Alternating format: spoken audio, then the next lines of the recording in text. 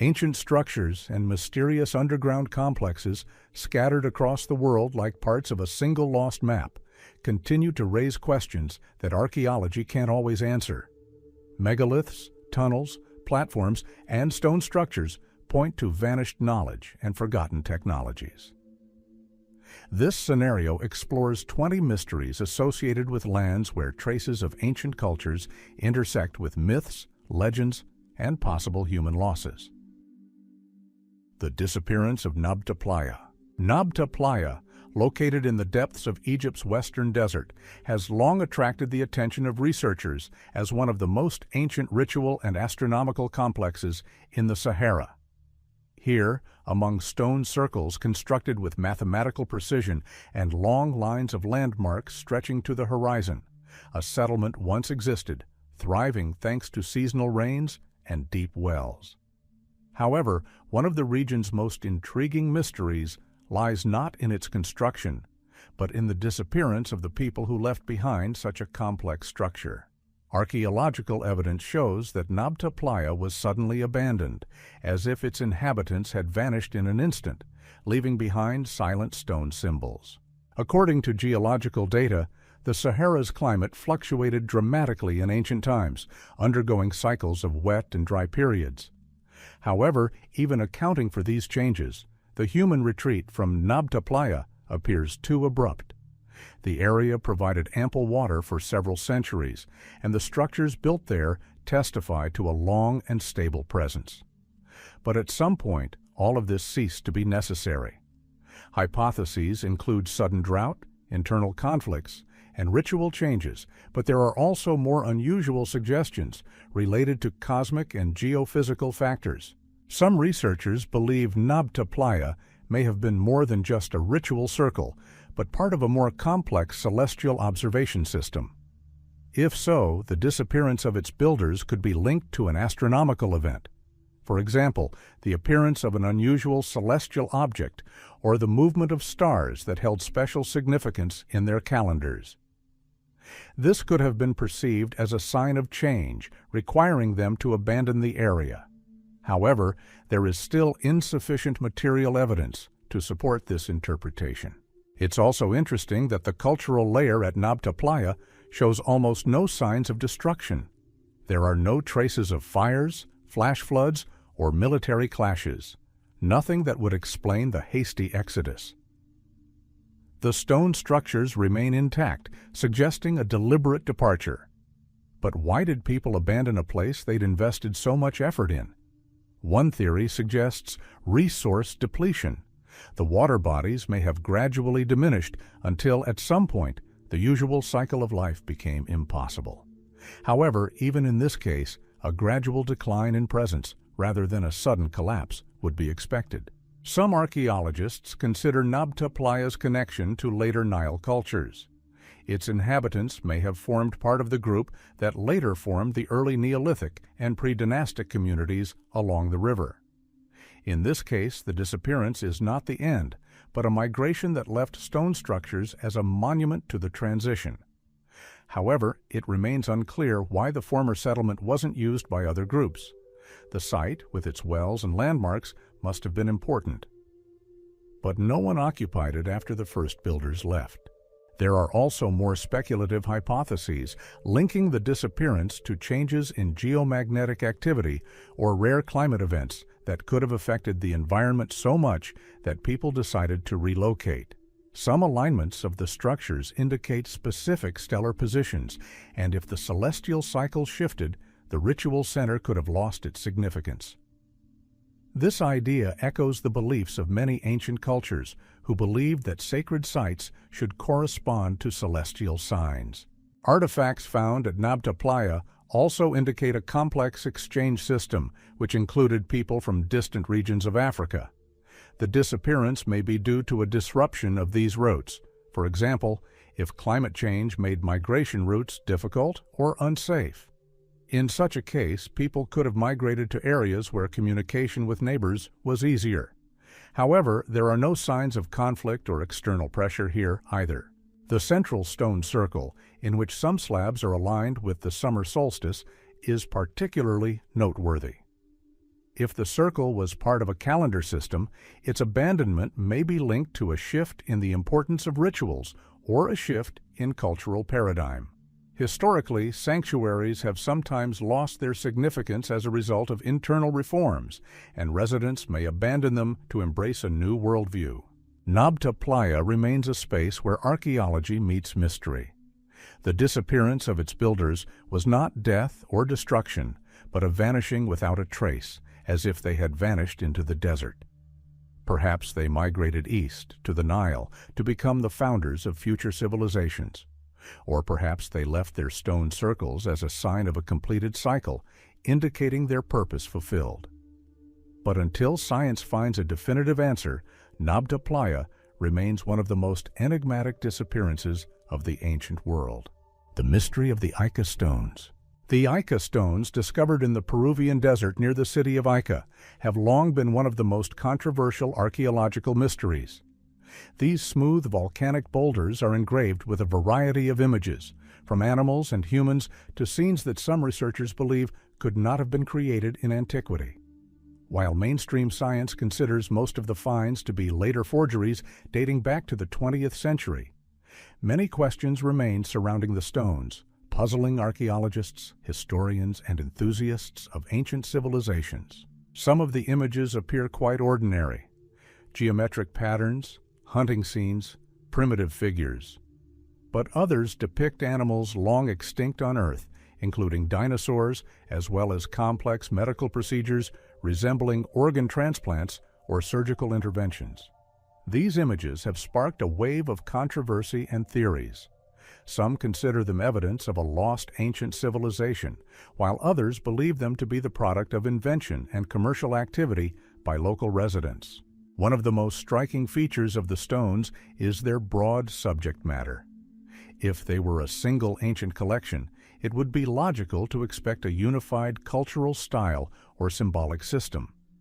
But the boulders display a variety of engraving styles, from rough lines to polished images executed with high precision.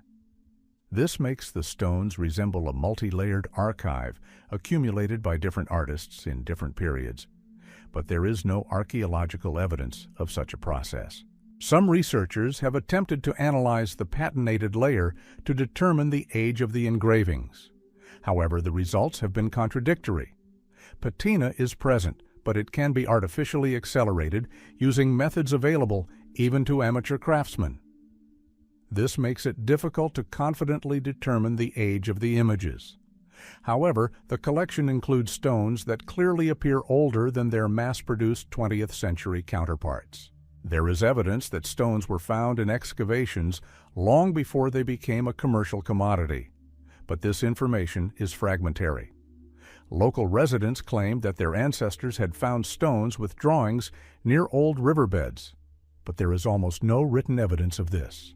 Some archaeologists admit that a small portion of the stones may be genuinely ancient, but that a whole market of counterfeits subsequently emerged around them, blurring the true origins of the finds.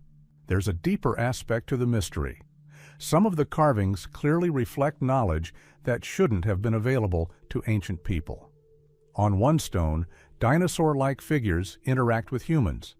Another depicts a man performing a complex operation alongside unknown instruments. Skeptics believe such scenes are the product of the imagination of modern engravers inspired by 20th century popular culture.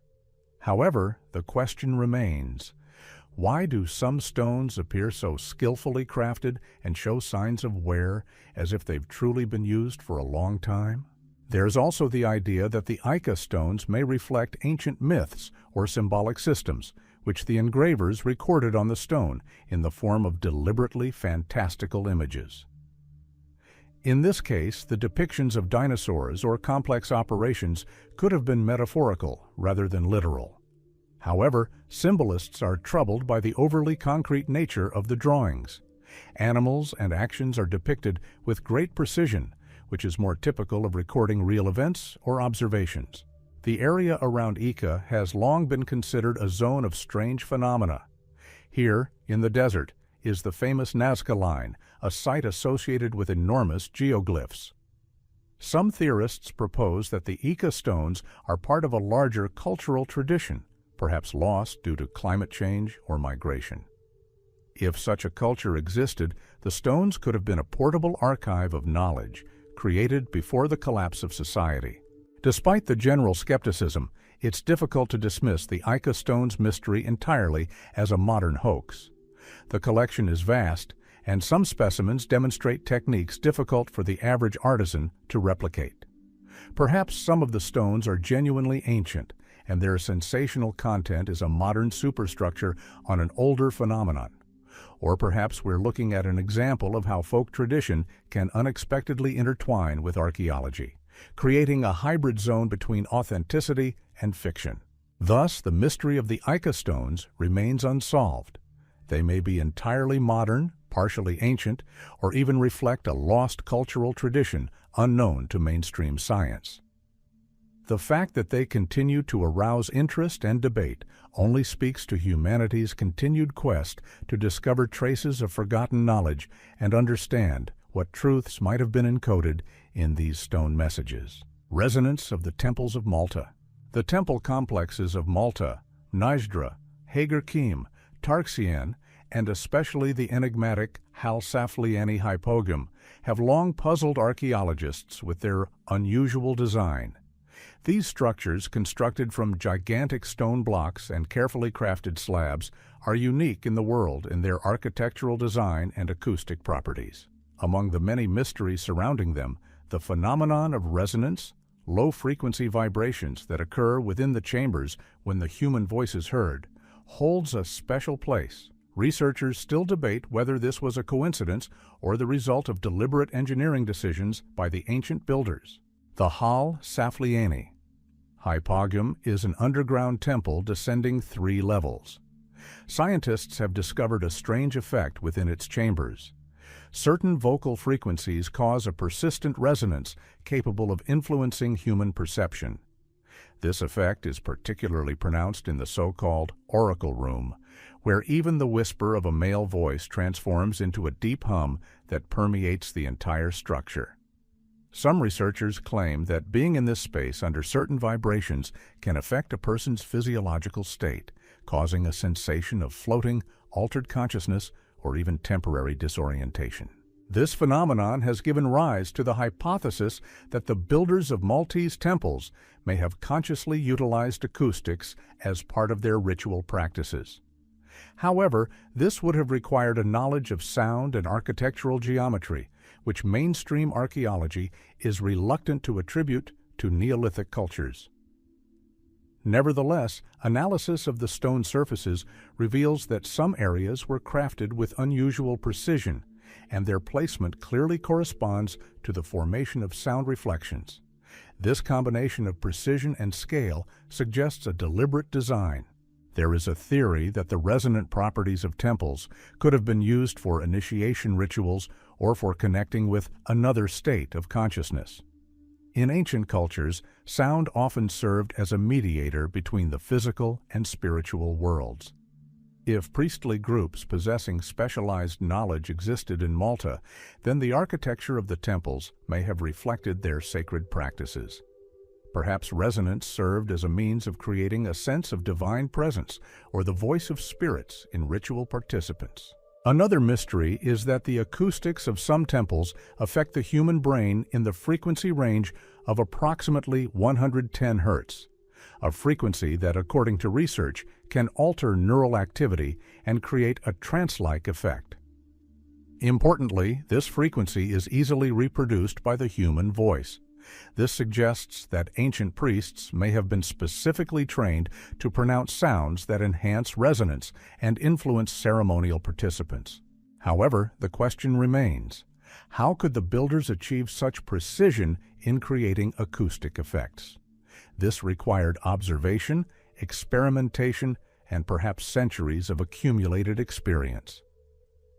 Malta does indeed contain a large number of megalithic complexes, and it's possible that their architectural evolution reflects the gradual development of sacred engineering. Archaeologists also note that many temples are aligned with astronomical events.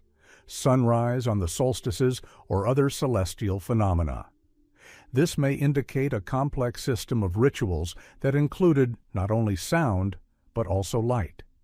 A ray of sunlight entering a particular chamber could be amplified by resonant vibrations, creating an effect perceived as a divine omen. The integration of light and sound into the architecture of a Neolithic complex seems unlikely, but the evidence points in that direction. Another important aspect is the sense of space. In some hypogam chambers, sound is perceived differently. Voices aren't simply reflected, but seem to pass through the walls. This creates the sensation of multiple sound sources, even though the actual voice belongs to a single person. Perhaps the ancient inhabitants of Malta used this structure to create the illusion of the presence of spirits or ancestors whose voices were believed to echo in the walls. Interestingly, almost no weapons or traces of mass graves have been found in Malta's temple complexes, indicating their purely ritualistic use.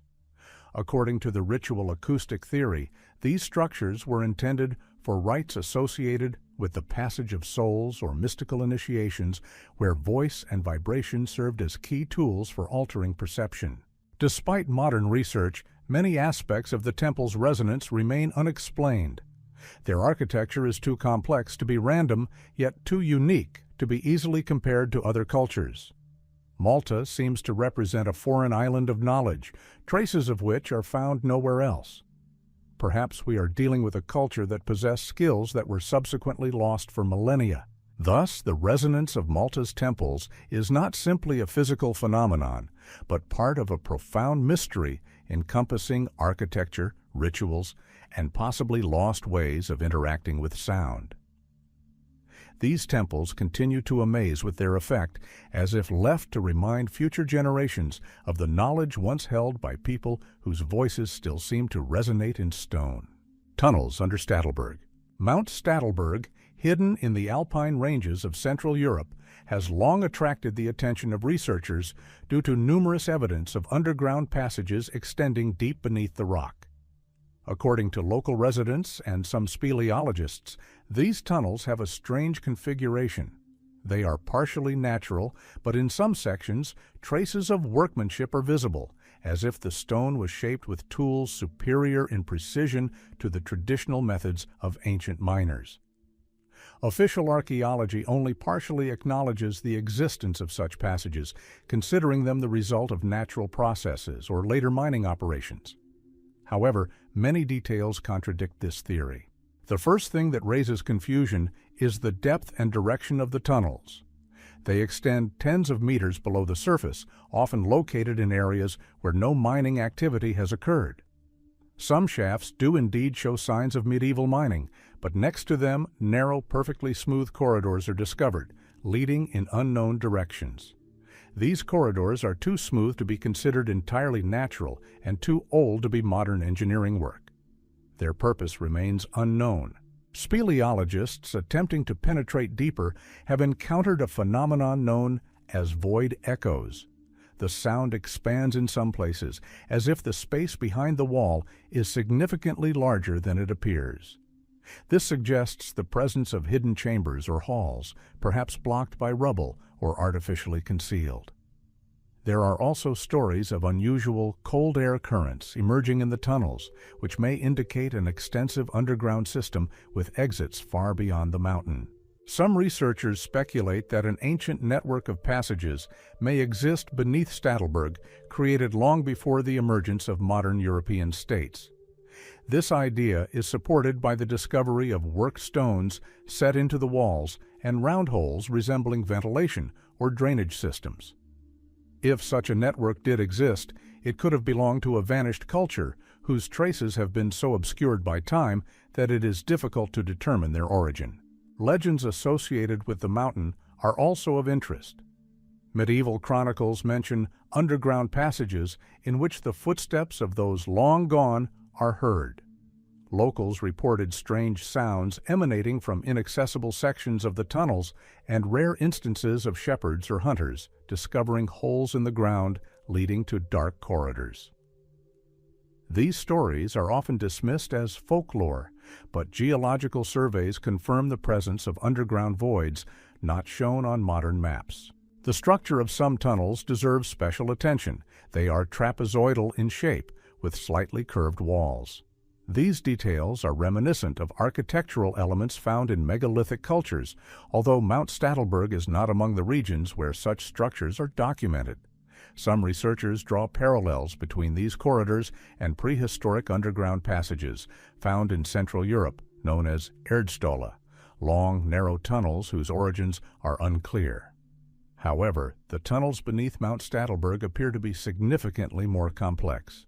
In one of the caves, walls were discovered covered in a strange grinding pattern, as if the stone had been worked not with metal, but with some kind of abrasive tool of unknown composition. This raises questions, as such processing methods are typical of much later eras and have no analogues in local archaeological layers. Some theorists suggest the possible use of primitive forms of sandblasting or organic abrasives, but there is no direct evidence for this. A faint, barely detectable electromagnetic radiation was measured in several tunnels. It is too weak to be man-made and too stable to be considered a random geological effect. Some ufologists and proponents of alternative archaeology suggest that ancient energy structures or natural resonance zones may lie beneath Statelberg. Skeptics, however, believe this is due to the interaction of local minerals with groundwater, but research on this topic is still limited. The most intriguing section is what speleologists call the fracture chamber. There, the tunnel leads to a low passage, then turns sharply and widens into a room whose walls are covered in mysterious symbols. They don't resemble any known script, but appear as consistent marks carved with precision, as if on a pre-calculated grid. Official archaeology is reluctant to recognize them as ancient, considering them either modern or the product of natural cracks. However, researchers note the regularity of the geometry, which is difficult to explain by natural processes. Another theory suggests that the tunnels may have been part of an ancient system of shelters created during a period of climatic upheaval. If Europe did experience periods of sharp cold snaps or geomagnetic storms, people may have sought protection underground. In this case, Statelberg could have been one such shelter, where entire groups of people once retreated. However, no direct evidence of underground habitation has yet been found. There are no traces of fires, camps, or storage areas. Despite decades of research, the tunnels beneath Statelberg remain a mystery. They combine features of natural and artificial structures, hint at engineering solutions uncharacteristic of known ancient European cultures, and contain elements that raise more questions than answers. Perhaps they are traces of forgotten peoples who migrated across Europe before the advent of written history. Perhaps they are part of a natural structure that humans exploited and then abandoned without a trace. But until definitive proof is available, Statelberg continues to hold its secrets, a reminder that even in the hearts of explored regions, underground worlds may be hidden, whose builders have vanished, leaving only traces of their tunnels deep beneath the stone. Stone spheres of Costa Rica. The stone spheres of Costa Rica are among the most enigmatic archaeological finds in Central America. These perfectly rounded monoliths, found in the Diquis Delta and other regions, continue to baffle researchers with their shape, weight, and distribution. Most of the spheres are made of granodiorite, an extremely hard rock that requires tremendous effort to shape. Some reach several meters in diameter and weigh tens of tons, while others barely fit in the palm of your hand. The main question that remains open is, why did ancient craftsmen create such precise, perfect shapes? The first spheres were discovered in the 20th century during a land clearing for banana plantations. Workers stumbled upon dozens of half-buried stone spheres, sometimes arranged in complex patterns. Many spheres, unfortunately, were damaged or moved before archaeologists could intervene. However, even the remaining collection, hundreds of pieces, demonstrates astonishing precision. Some spheres deviate from the ideal shape by no more than millimeters, astonishing even modern stoneworking experts. There are many hypotheses about the purpose of the stone spheres. Official archaeology suggests they may have been used as status symbols, ritual markers, or planning elements in ancient settlements. In some places, the spheres were arranged along straight lines or formed regular geometric patterns. This may indicate a connection with astronomical observations or landmarks aimed at specific points on the horizon, such as sunrise on the equinoxes. However, there are more puzzling theories. Some researchers believe the precision of the sphere's manufacture is too high for simple ritual objects. To create such a sphere, craftsmen would have had to process the granodiorite through repeated heating, grinding, and striking, which is impossible without sophisticated skills and tools. Interestingly, no traces of metal tools have been found on the spheres, raising the question, how did the ancient Costa Ricans achieve such high precision? One hypothesis is the use of sand as an abrasive, combined with rolling techniques. The spheres were perhaps rolled along ditches filled with sand, creating a gradual leveling effect. However, for large spheres, this would have required enormous effort and the participation of many people. There is evidence that the spheres could have been transported over considerable distances. Some lie far from the quarrying sites. This suggests a highly organized society capable of transporting multi-ton objects. Local legends suggest that the spheres are stone eggs of the gods or frozen lightning bolts. Such imagery may reflect ancient notions of cosmology. The sphere as a symbol of a celestial body, an ideal form connecting earth and heaven. Perhaps this is the reason for their creation. In this context, the stone spheres could have been used in religious ceremonies associated with the cycles of time and the movement of the stars. Some researchers believe the spheres may have been part of a larger complex, in which the stone objects formed a map of the celestial constellations. Similar ideas have been raised regarding other megalithic structures around the world, and although there is no direct evidence, the symmetry of the spheres' arrangement is truly striking. Another controversial theory is that the spheres may have been connected to acoustic experiments. Their shape suggests that, under certain conditions, they could have been used to generate sound waves or resonance. However, evidence for this is still insufficient, although studies of similar effects in other regions of the world have shown that ancient cultures may have deliberately used stone for sound-producing purposes. Unfortunately, much of the context has been lost. Many spheres were moved, broken, or flattened by tractors during the period when they were considered an obstacle. This makes it difficult to understand their original compositions. However, surviving documents and photographs indicate that some groups of spheres formed long lines pointing towards specific points in the landscape, possibly mountain peaks used as landmarks. Another interesting detail is the sphere's connection to ancient settlements. In some cases, they were located near houses, but in others, far from populated areas. This raises the question, were they part of a sacred space accessible only to certain members of society? Or did they serve as markers of territories, boundaries, or routes?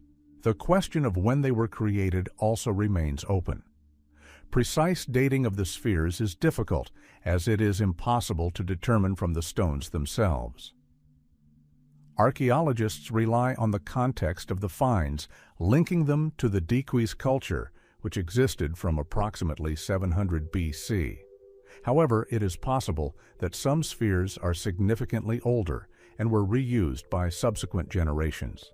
Thus, the stone spheres of Costa Rica remain an enigma, intertwining engineering mastery, cultural symbols, and lost knowledge.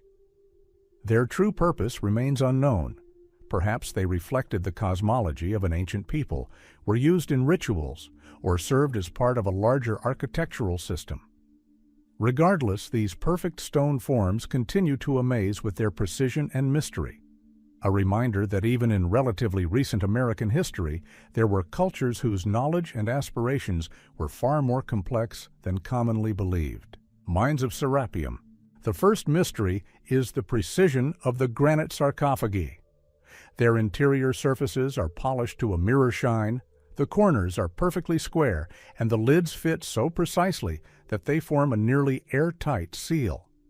Modern craftsmen would require sophisticated technology to achieve such precision, but the Egyptians of the New Kingdom did not possess steel or diamond tools. This begs the question, how were they able to craft the hard Aswan granite with such impeccable precision? The second puzzling aspect concerns the transport of the massive sarcophagi. Given their size and weight, moving them even horizontally would have been a formidable task. But at the Serapeum, they weren't simply carried, they were lowered into the underground chambers through long corridors, which themselves required highly precise engineering. How were the ancient builders able to accomplish this? Some suggest the use of lubricated tracks, others complex systems of levers or wooden structures. But none of these methods explain why the walls and floor show no signs of wear typical of moving such heavy objects. The third mystery concerns their purpose. If the sarcophagi were intended for bulls, why were their lids tightly closed but with no obvious signs of tampering? No remains were found inside many of the sarcophagi, calling into question their funerary function. Some researchers believe the sarcophagi may have been used not for burial, but for storing or isolating materials requiring special conditions. For example, alternative archaeology abounds with theories that the sarcophagi may have contained important ritual objects or even some form of energy. The acoustics of the underground corridors are particularly noteworthy. Unlike temple spaces, where sound is amplified, in the Serapeum it is dampened. This creates a sense of presence in a space designed for silence. Some researchers believe the Serapeum may have served as a site for ritual ceremonies associated with the transition between worlds. It is generally accepted that the ancient Egyptians placed great importance on the afterlife, and the complex may have been part of sacred architecture, designed to protect or isolate what was considered essential to maintaining world order. Another mystery is geological. The Serapeum is located in a limestone massif, but traces of high temperatures have been found in some parts. This may indicate the use of fire during construction or some unknown technology. However, the traces of heat exposure are limited and do not correspond to large-scale firing. What exactly happened in these chambers remains unclear. There is also a hypothesis that the Serapeum was not originally associated with the Apis cult, but was reinterpreted by the Egyptians later. This explains why the structures are so complex, while their ritual use is so superficially described in the sources. Perhaps the complex is much older than it appears, and the creators of the sarcophagi belong to an entirely different era, whose knowledge has been lost or forgotten. An interesting aspect also relates to the complex's location. The Serapeum is located in close proximity to other mysterious structures at Saqqara, including ruined pyramids and unknown underground galleries. This suggests the existence of a unified system of underground architecture that the Egyptians utilized and modified. Perhaps the Serapeum is just part of an ancient complex extending deep beneath the Saqqara Plateau. Researchers are also paying attention to tool marks visible on the granite surfaces of the sarcophagi. In some cases, they resemble machine marks, parallel lines, perfectly straight and uniform. This fact is particularly puzzling.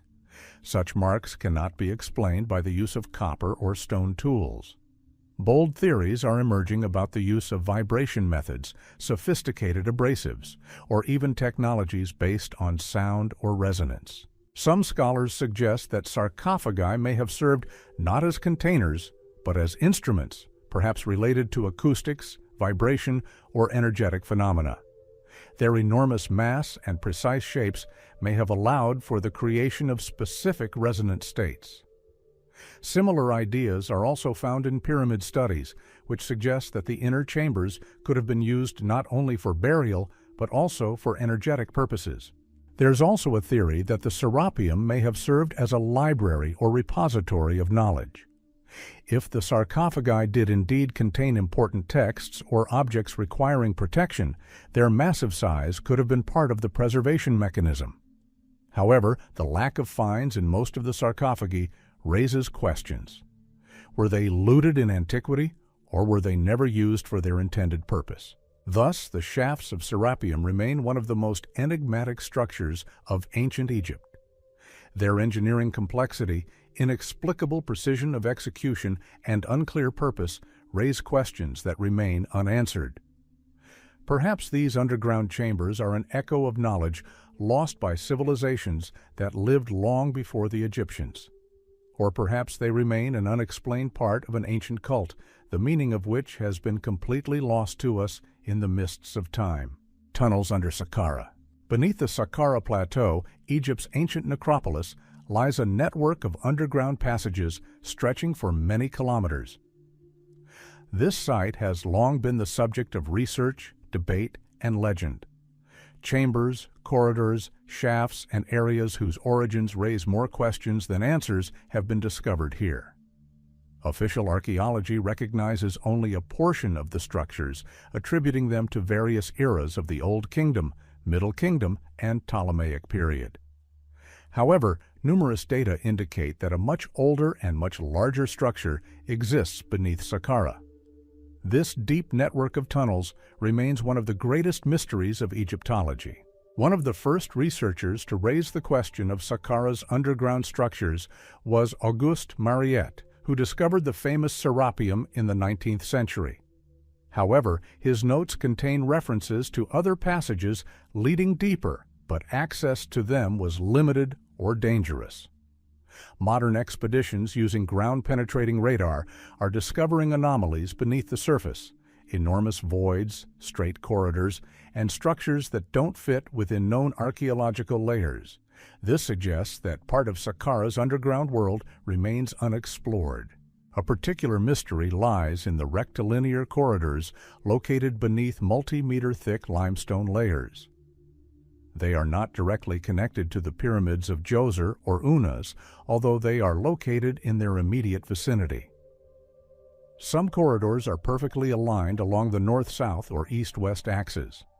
This indicates a sophisticated engineering concept requiring advanced measurement methods. But who created these passages and when remains unknown. Researchers believe that beneath Saqqara lies more than just a network of tunnels, but an ancient system for recording, storing, and transmitting knowledge, a kind of underground academy that existed long before the dynasties of Egypt. This hypothesis is supported by the discovery of strange niches located at regular intervals and showing no signs of burial. They resemble storage cells for objects, possibly scrolls or tablets. However, since Saqqara is extremely low in humidity, organic matter could have been preserved, yet almost nothing has been found. This suggests that the chambers were emptied or evacuated in ancient times. Another mystery is the resonance passages, corridors in which sound propagates in an unusual manner. Researchers note that some areas beneath Saqqara exhibit properties that amplify low frequencies. This is reminiscent of the acoustics discovered in the hypogeums of Malta.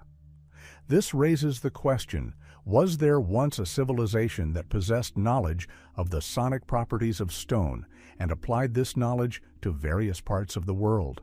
No less intriguing are reports of underground lakes found in some of Saqqara's restricted areas. These small, almost motionless pools reflect the ceilings of the chambers like mirrors. Their origin is unclear. Underground water is rare in this region. Some suggest they are part of an ancient cooling or humidification system, possibly related to ritual processes. Others believe these lakes are the result of natural processes, although their placement is too precise to be accidental. One of the most enigmatic sections is the so-called Deep Corridor, mentioned in the notes of several archaeologists. It lies beneath a layer of rock dating to the Old Kingdom, but its walls reveal signs of processing distinct from Egyptian techniques.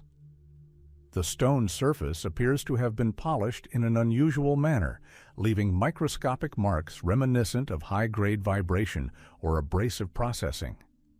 Interestingly, modern researchers who have entered this corridor have noted a strange feeling of disorientation and pressure, as if the space itself were influencing perception. Some theorists believe the tunnels beneath Saqqara may have been part of an ancient energy or information system. This is also supported by the complex's location on a plateau where the geology facilitates the propagation of sound and vibration waves. Perhaps ancient engineers exploited the properties of stone and voids to achieve goals we have no idea about. This sounds speculative, but the scientific community is increasingly recognizing that some ancient structures were clearly designed with the physical properties of materials and the environment in mind. There is also a theory that the tunnels beneath Saqqara are connected to the myth of the ancient Hall of Records, a place where knowledge about the origins of humanity, along with texts or devices that survived the flood or other cataclysms, were supposedly hidden. Although there is no direct evidence, many researchers note the similarities between Egyptian myths about hidden kingdoms and the real-life underground chambers of Saqqara. Perhaps the legends of underground halls originate from real structures whose origins are forgotten. Some researchers claim that there are levels beneath Saqqara that have never been reached. Ground-penetrating radar detects voids up to 40 meters beneath existing tunnels. However, excavations to such depths require enormous resources and are fraught with the risk of collapse. Therefore, much of the underground world remains sealed and inaccessible. But the very idea of a multi-layered structure beneath the necropolis adds to the mystery. Perhaps Saqqara is just the tip of the iceberg of an ancient underground complex. As for official scholarship, it favors cautious interpretations. Some tunnels are ancient burial galleries, some are limestone mines, and others are unfinished construction projects. However, in reality, there are too many structures beneath Saqqara that don't fit such explanations. Their age is unknown, their purpose is controversial, and their origin casts doubt on the traditional chronology. Thus, the tunnels beneath Saqqara remain one of Egypt's greatest archaeological mysteries. They represent a complex, multi-layered structure, possibly centuries old, created using knowledge and technologies we can only guess at. Perhaps in the future, new research methods will help unravel this mystery. But for now, Saqqara guards its underground secrets, as if preserving the traces of civilizations that vanished long before the rise of the known Egyptian kingdoms. Stone platforms of Nan Madol. Nan Madol, located on the island of Pohnpei in Micronesia, has long been called the ancient city on the water and the Polynesian Atlantis. This complex, covering over 200 hectares, consists of dozens of artificial islands connected by canals and gigantic stone platforms constructed from basalt blocks, resembling enormous hexagonal columns. The scale, construction technology, and enigmatic purpose of Nan Madol's structures make it one of the most enigmatic megalithic sites in the world. The main puzzle is how the island's ancient inhabitants managed to move and install the multi-ton stone columns quarried on the other side of the island. The basalt columns used to build the platforms are up to several meters long and weigh, on average, between 5 and 20 tons. Some weigh even more. Researchers immediately face the question, how did the island's inhabitants, lacking metal, the wheel, and beasts of burden, manage to transport such heavy stones through dense jungle and swampy terrain? One theory is that the columns were moved along specially prepared routes using wooden rollers or salas. However, the geology of the area and terrain analysis indicate that many areas were impassable for such structures. There is also a legend that the builders of Nan Madol may have used a flying stone. Pohnpeian oral traditions claim that the stones were lifted into the air by the power of magic or sound. While this theory cannot serve as a scientific explanation, it reflects the locals' perception of the structure's incredible heaviness and their long-standing awe at the ancient construction. Some modern researchers believe the legends may conceal allegorical knowledge about physical methods of moving the stones, perhaps using buoyancy or vibration. The city itself is built on a coral reef where platform after platform creates a complex system of fortifications intersected by channels. Some of the islets have a perfectly geometric shape, testifying to the meticulous planning of the territory and the thoughtfulness of the entire architecture. Remarkably, Nan Madol is located not on land, but on water, as if the builders wanted to create a city separated from the rest of the world, surrounded by natural defenses. One of the mysteries is the purpose of Nan Madol. The official version suggests that it served as the residence of the Sodalur dynasty, rulers of Pohnpei who ruled the island before the European period. However, archaeological research shows that construction of the complex began long before the Sodalurs. Moreover, the level of craftsmanship and the scale of the structure far exceed the capabilities of the Sodalur culture, casting doubt on their primacy. Some researchers believe Nan Madol may have been the center of rituals related to astronomy. The placement of platforms and the orientation of some structures align with the trajectories of certain celestial bodies. This may indicate the creation of an ancient observatory or sacred space oriented toward the stars. Water, acting as a natural mirror, enhanced the reflection of celestial objects, which could have been used in rituals. Another surprising aspect is the lack of traces of traditional Polynesian agricultural activity within the city itself. This suggests that Nan Madol was not a typical settlement center, but rather served a specific purpose. Perhaps the island's inhabitants came here only for rituals, gatherings, or other sacred activities. This explains the absence of domestic buildings and the large number of monumental structures. The distribution of the platforms by level of significance is also intriguing. The most massive and difficult-to-reach structures are located in the center, including the famous burial platform of Nan Dawes. The complexity of the structure and its isolation from the other islets hint at the special significance of this site. Some researchers speculate that it may have housed the most important relics or even the remains of legendary leaders.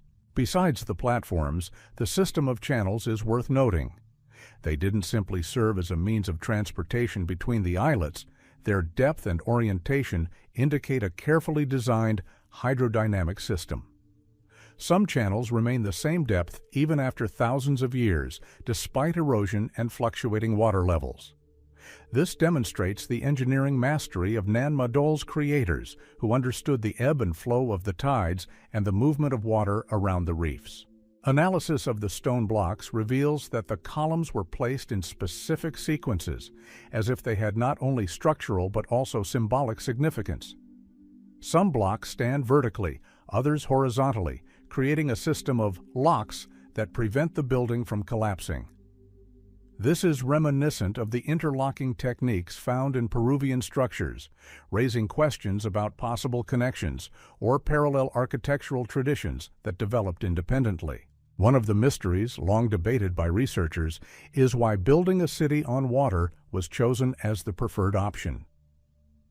Perhaps this decision was not only spiritual, but also practical. The islands protected the center of power from attack, provided security, and also symbolized mastery over nature. Water may have acted as a purifying substance, separating the sacred world from the mundane. But despite the many hypotheses, none fully explains all aspects of Nan Madol, neither the origin of the basalt columns, nor the methods of their transportation, nor the purpose of such a large-scale complex. This site remains unique, almost outside the categories of known cultures. Some believe Nan Madol is the remains of an older civilization predating the oceanic peoples. Others believe it is the result of several construction phases, reflecting the transfer of knowledge from one culture to another.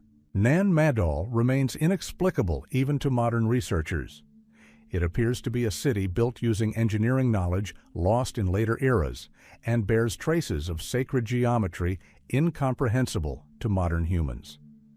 Perhaps Nan Madol is one of the rare examples of ancient technologies whose meaning we can only guess at. Labyrinth of Havar. The Hawara Labyrinth, located near the Fayum Oasis, has fascinated researchers for centuries. Ancient historians, including Herodotus and Strabo, described it as a colossal structure with thousands of chambers, halls, and corridors, surpassing even the pyramids in grandeur. But only traces of the labyrinth itself remain today, ruins hidden under sand and rare fragments of stonework. Everything else seems to have vanished, as if swallowed by the earth. This mystery has become one of the most intriguing in the history of ancient Egypt. According to Herodotus, the labyrinth consisted of 12 courtyards and a vast number of chambers, spread across 2 levels, an upper and a lower one. He claimed that the lower level was inaccessible to ordinary people, and its secrets were known only to priests. This description raises a host of questions. How could the Egyptians have built such a massive underground complex? Why did the builders choose to create a structure so easy to get lost in? And what was the purpose of such a grandiose project? Modern research shows that traces of a massive structure occupying tens of thousands of square meters are indeed hidden beneath the sand. Ground-penetrating radar surveys indicate the presence of linear corridors, chambers, and massive walls extending deep into the earth. However, most of these remain inaccessible due to high groundwater levels, complicating excavations. The paradox is that we know of the structure's existence, yet we are unable to physically penetrate its interior. Some archaeologists believe the labyrinth was more than just an architectural structure, but a symbolic reflection of the world order. Egyptian priests may have used it for initiation rites, where candidates had to navigate a complex system of chambers symbolizing a spiritual journey. In this case, the architecture had a sacred significance. Passages, dead ends, and a multi-level structure reflected the soul's journey to the afterlife. The labyrinth may have served not only as a ritual site, but also as a training ground for priests and rulers. Another mystery of the labyrinth relates to its possible function as an archive. Some researchers suggest that its lower levels house the documentary records of ancient Egypt, texts, tablets, and scrolls dealing with history, astronomy, medicine, and other knowledge. This explains why access to the lower level was restricted. If the so-called Hall of Records truly existed, the labyrinth could have been not only a ritual complex, but also a knowledge storage center, a precursor to the libraries of the ancient world. However, if the labyrinth was a repository of such valuable information, the question arises: where did it all disappear to?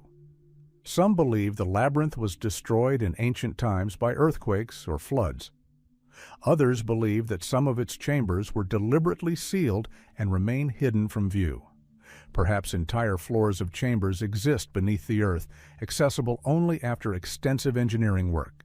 There are also more daring theories linking the labyrinth to technologies unknown to modern science. Some researchers point to unusual stone slabs found nearby. Their surfaces bear marks reminiscent of high temperature or vibratory tooling. This suggests that the builders of Hawara possessed a technology that allowed them to process stone so smoothly that it became the ideal material for creating long corridors and vast halls. Remarkably, the Pyramid of Amenemhat III is located near the labyrinth. It is believed that the labyrinth and pyramid were part of a single architectural complex, in which the pyramid served as an external symbol of power, and the labyrinth as an internal center of power and knowledge. In this case, the underground levels could have been no less important than the above-ground ones.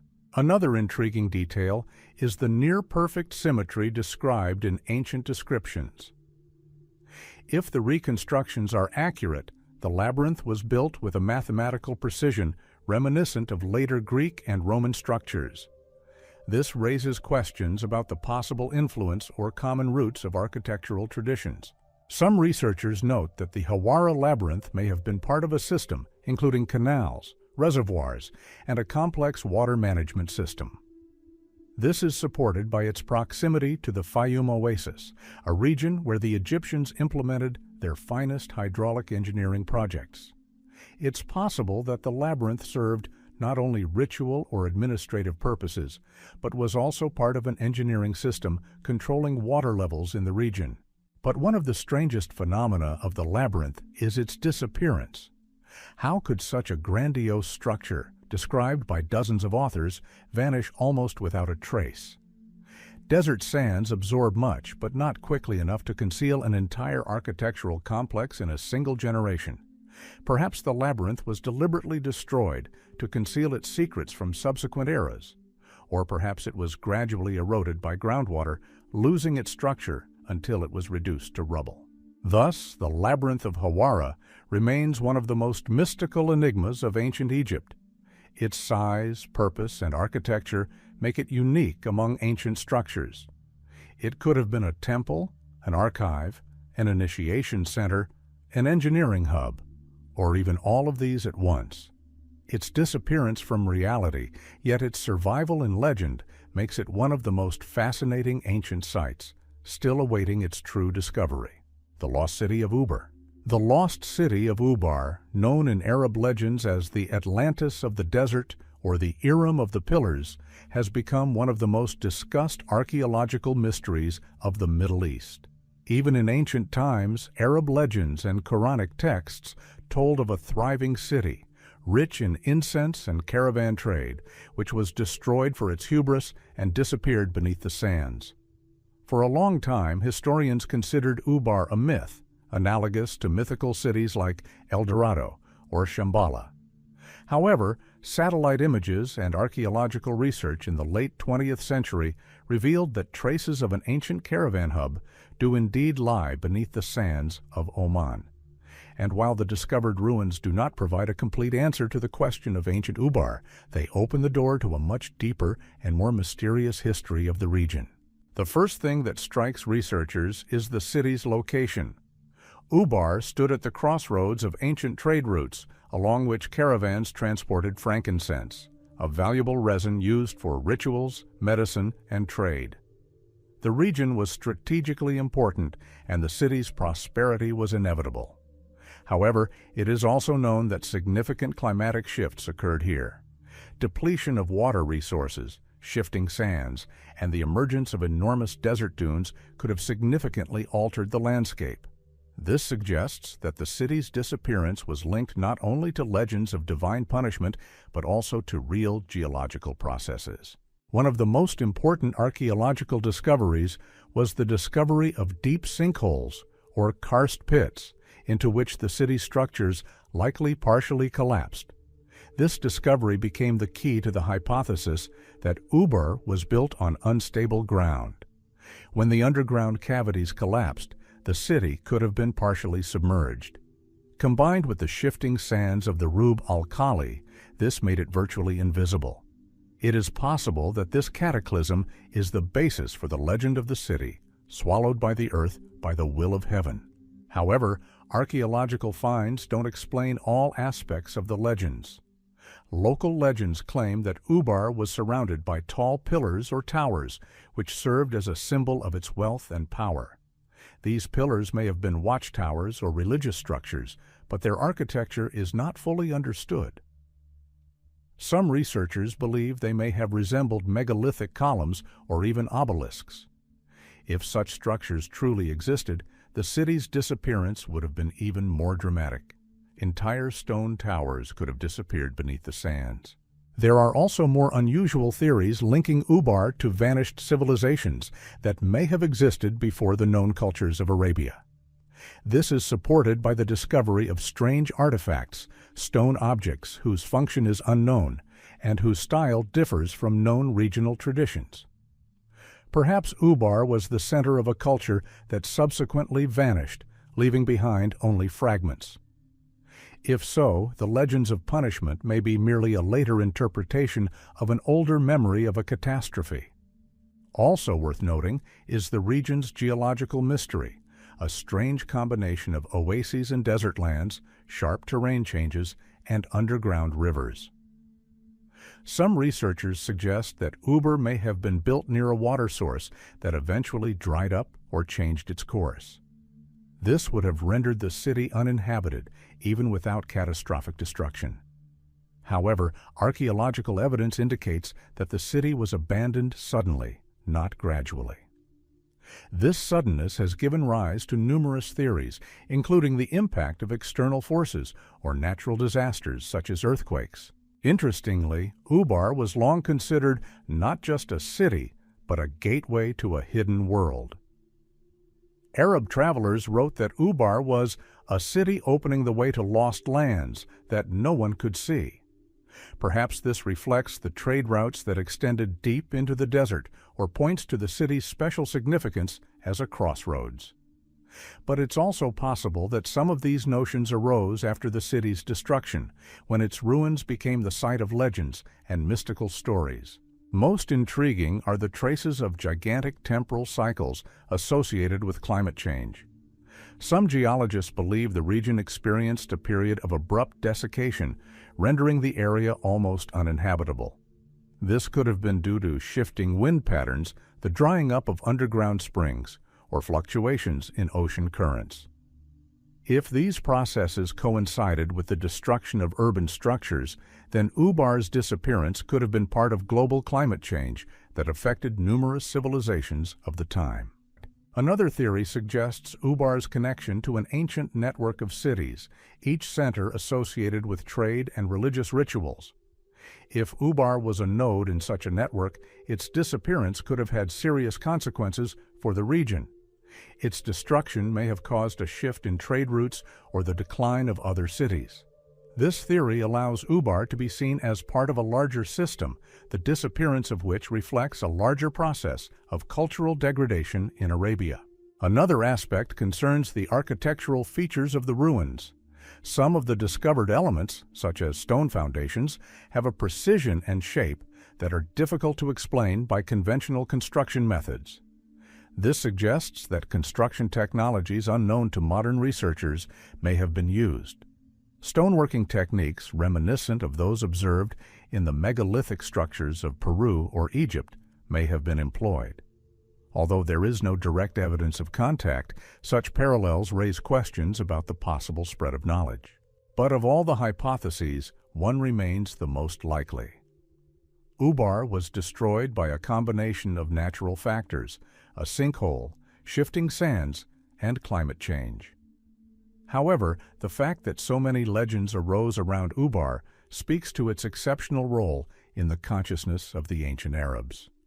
It was more than just a city, but a symbol of prosperity, trade, and sacred power.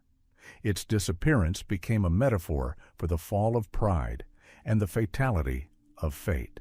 Today, Ubar remains a symbol of mystery. Its ruins, barely visible on satellite images, recall a city that lived, flourished, and vanished, leaving behind only an echo in the sand. Perhaps future exploration will reveal its secrets. But for now, Ubar remains one of the most enigmatic points on the map of ancient Arabia, a place where myth and reality are so closely intertwined that they are difficult to separate. Tunnels under Derbent. Derbent, one of the oldest cities in Russia and the entire Caucasus region, is famous above all for its Narenkala citadel and the stone walls that seal the narrow passage between the Caspian Sea and the mountains. But beyond the visible architecture lies a far more mysterious layer, a network of underground passages that extend beneath the old city, delve deep into the hills, and, according to some researchers, may be much older than the fortifications themselves. These tunnels, often mentioned in legends, but only partially explored by archaeologists, have become the source of mysterious stories intertwined with real facts and hypotheses about the underground infrastructure of ancient civilizations. The first documented description of Derbent's underground passages dates back to the 19th century, when explorers noted systems of corridors extending toward the Caspian Sea and beneath the Narenkala Acropolis. Some were reinforced with stone, while others appeared to be roughly hewn from the rock. A huge underground cistern, known as the caravanserai, attracted particular attention, though this name is arbitrary. It consists of a chamber with a high vaulted roof, the walls of which are so meticulously crafted that they appear to have been constructed according to a complex architectural design. But the most enigmatic feature is the numerous side corridors leading to hidden niches and narrow wells. Some researchers believe these tunnels were used as strategic communications links connecting the city's defensive structures. However, many sections are too deep, isolated, or narrow to serve as troop movements. Moreover, several corridors run parallel to each other and are located at different levels, creating the impression of a multi-layered structure. This suggests that beneath Derbent there exists an underground complex, created not in a single period, but over the course of many centuries, perhaps even millennia. Of particular interest is the tunnel leading from the citadel to the sea. Its length is unknown, as most of it is buried or collapsed, but the surviving fragments show that it is almost perfectly aligned, and the walls are aligned with remarkable precision. This suggests that the builders possessed knowledge of geometry and engineering. But who were these builders? The official theory dates the main underground structures to the Sasanian period, but many elements appear too ancient for that time. Some researchers speculate that the tunnels may have belonged to a culture that existed in the region long before the Persians arrived. The Caucasus is known for ancient megalithic complexes, mysterious dolmens, and structures dating back over 3,000 years. Perhaps the underground architecture of Derbent is part of this older layer of history. This theory is supported by the discovery of traces of processing, reminiscent of the techniques used in Caucasian dolmens: straight cuts, flat platforms, and neat excavations. Such techniques may have been lost later and are not consistent with Sassanid technology.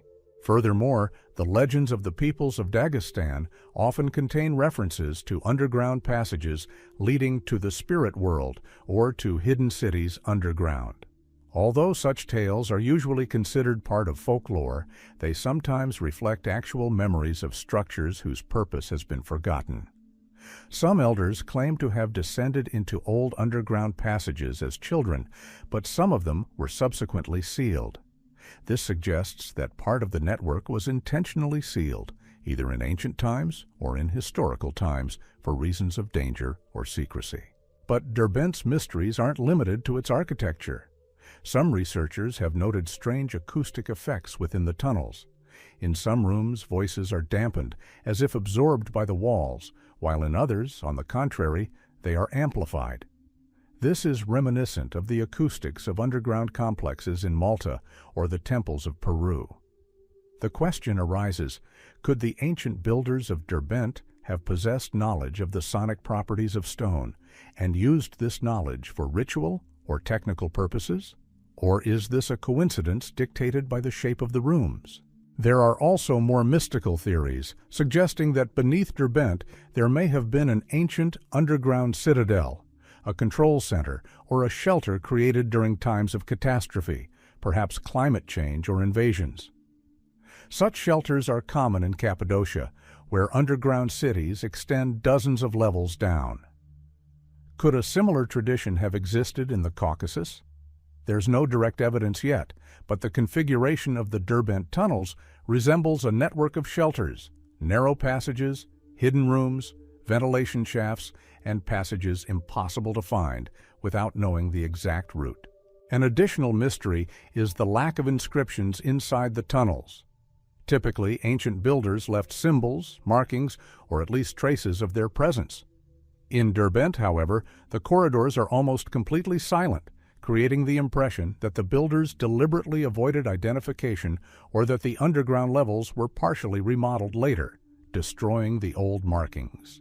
Archaeological work in Derbent is complicated by several factors: dense urban development, legal restrictions, and a high water table.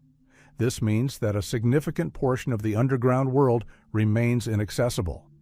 However, the fragments that have been studied reveal a complex system of ventilation and drainage, suggesting long-term use of these passages. It is difficult to imagine that such structures were built for temporary purposes, such as shelter during wartime. Their scale and meticulousness suggest a more significant function. Some geologists point to natural cracks and karst voids beneath Derbent. Perhaps ancient builders used these as a foundation, expanding and strengthening the walls. In that case, part of the network could have been natural and part artificial. But even if this is the case, the artificial elements still demonstrate a mastery far beyond the ordinary engineering work of the time. The age of the tunnels remains an open question.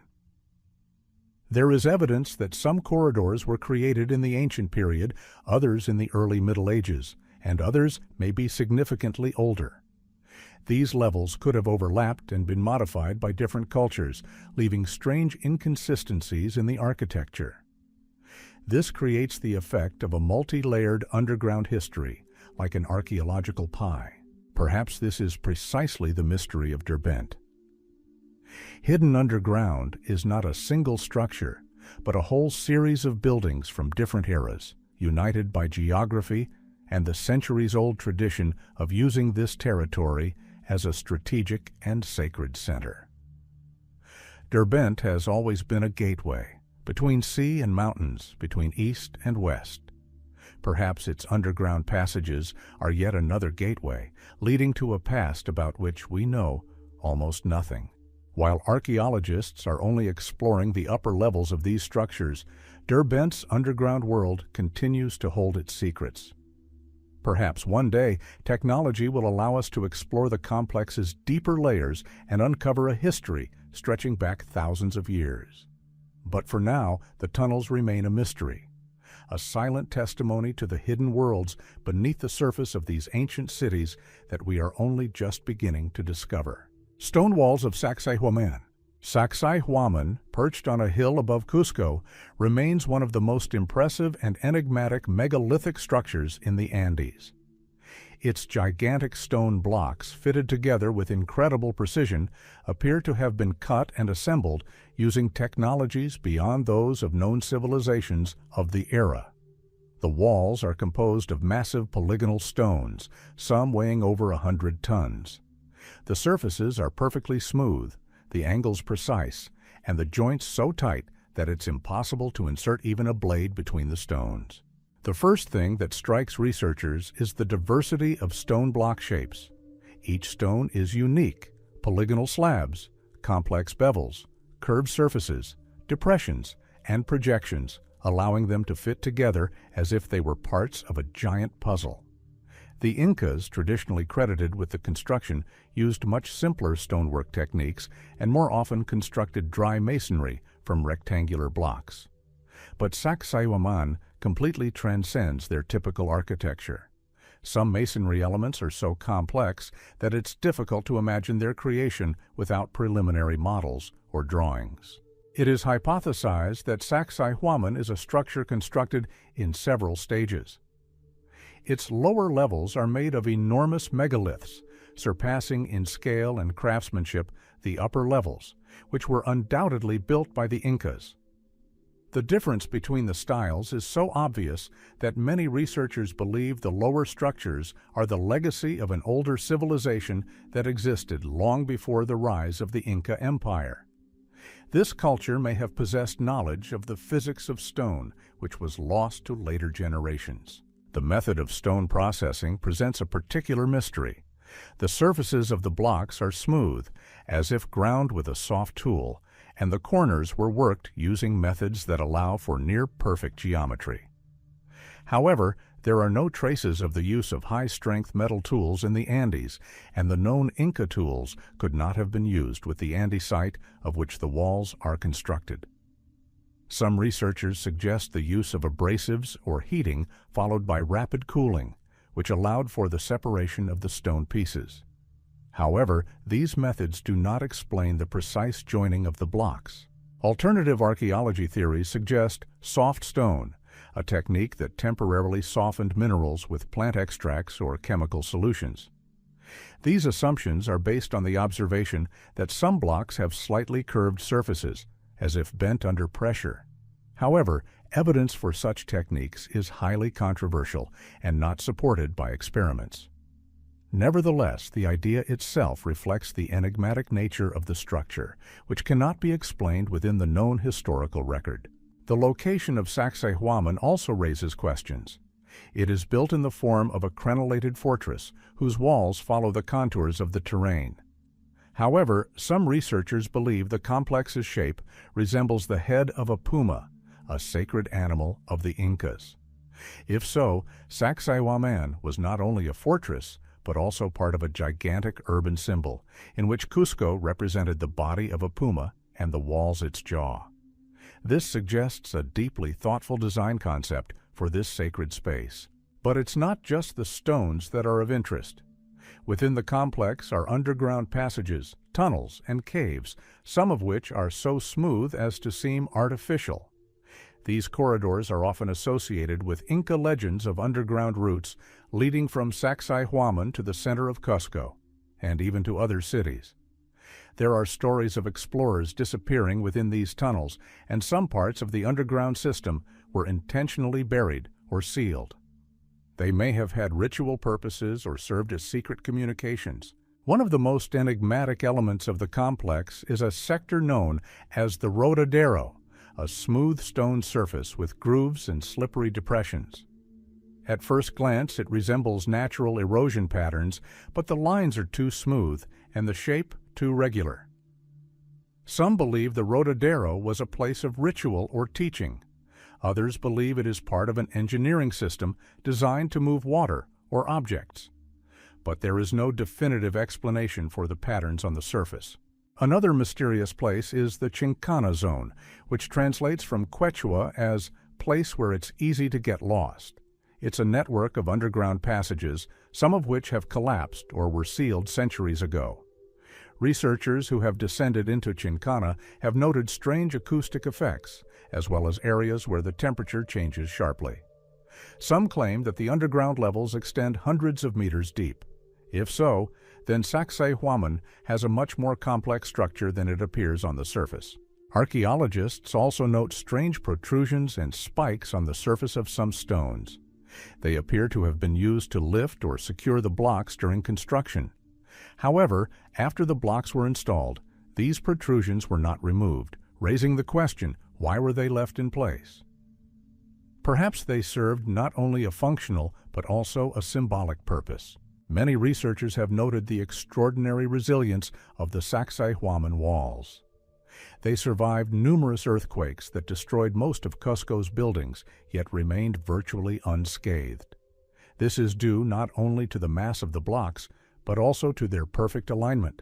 The walls function as a single, monolithic body. This engineering feat far exceeds the capabilities of later builders in the region and suggests a highly advanced understanding of structural mechanics. Some geophysicists point to Sacsayhuaman's location relative to fault lines and energy nodes. They believe the megalithic structure may interact with natural vibrations of the Earth's crust. While these ideas remain controversial, they explain the complex's unusual stability and durability. There's also a theory that Sacsayhuaman was part of a larger system, possibly the ancient capital of a pre-Inca culture. According to this theory, the Incas simply adapted the existing structure and used it for their own purposes. Many elements indeed appear to have been rebuilt or reused.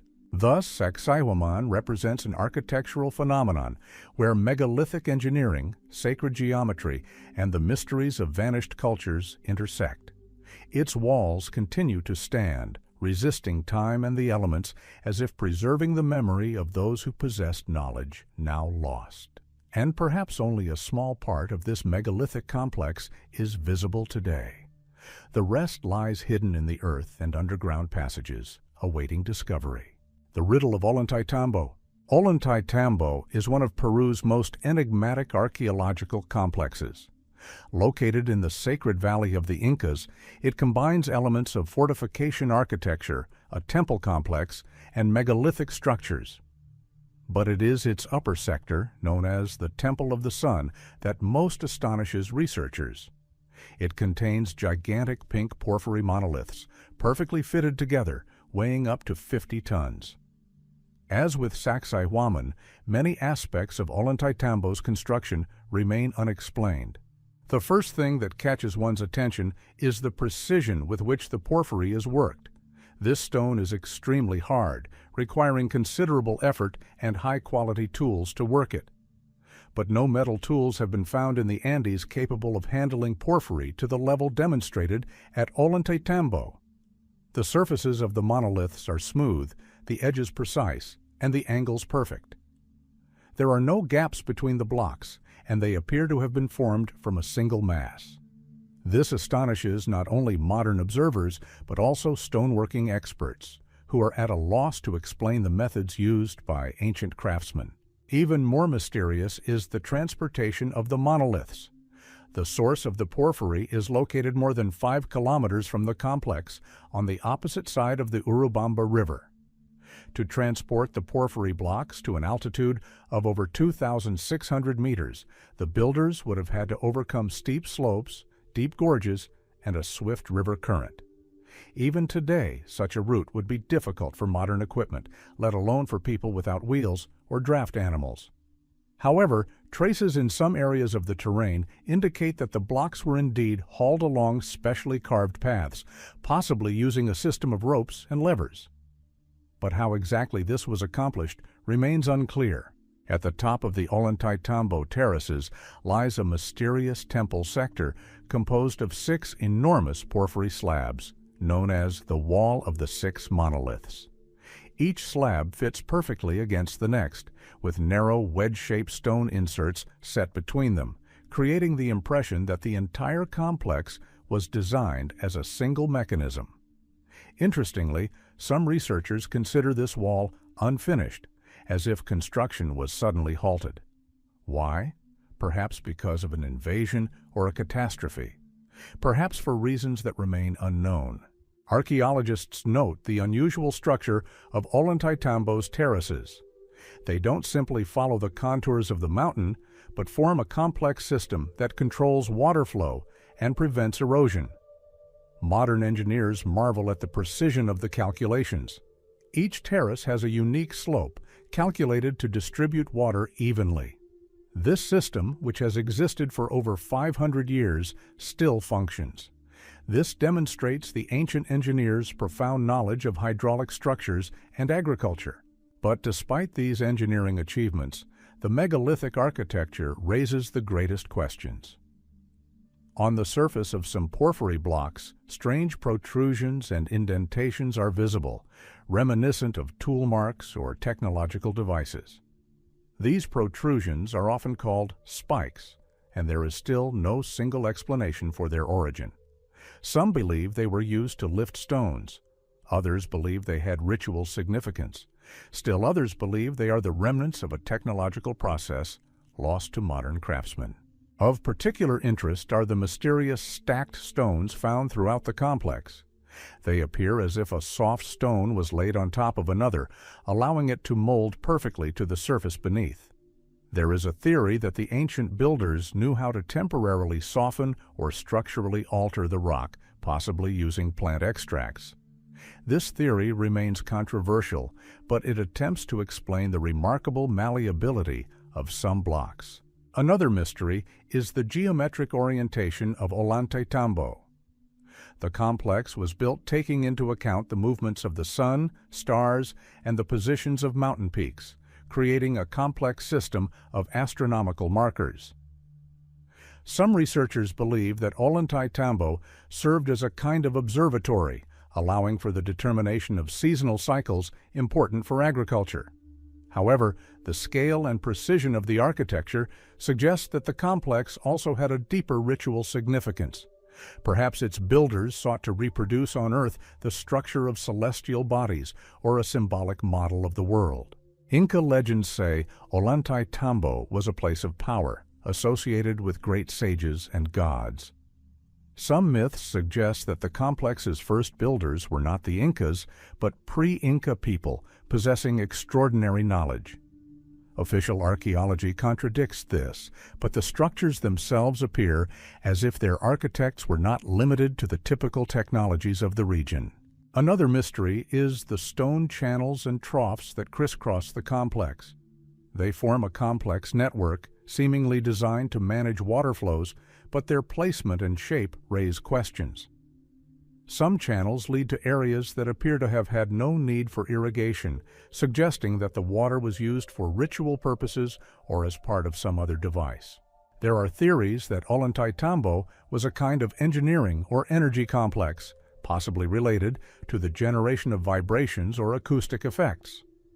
Certain stone shapes create specific sound resonances that could have been used in rituals. Others believe the complex was part of a network of megalithic structures connected by energy lines known as ley lines. The underground sections of the complex are also intriguing: hidden corridors, closed entrances, and small chambers whose purpose remains unclear. They may have served as secret refuges or storage areas for ritual objects. The Incas often used underground spaces for sacred purposes, considering the earth a manifestation of the power of Pachamama. But at Ollantaytambo, the underground structures appear to be significantly older than the above-ground structures. Thus, Ollantaytambo is not just an archaeological site, but also a key to understanding Andean megalithic architecture. Its builders possessed knowledge that modern science is only beginning to comprehend.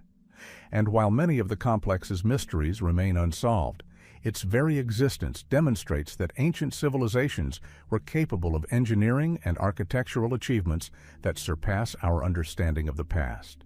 Rocky Valley Underground Network. The Rocky Valley Underground Network is one of the most poorly studied and mysterious structures in North America.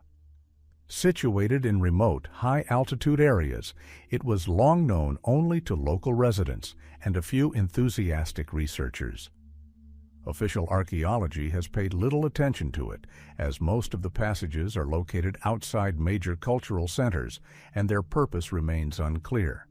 But it is precisely this uncertainty and the strangeness of its architecture that makes Rocky Valley one of the continent's most intriguing underground complexes.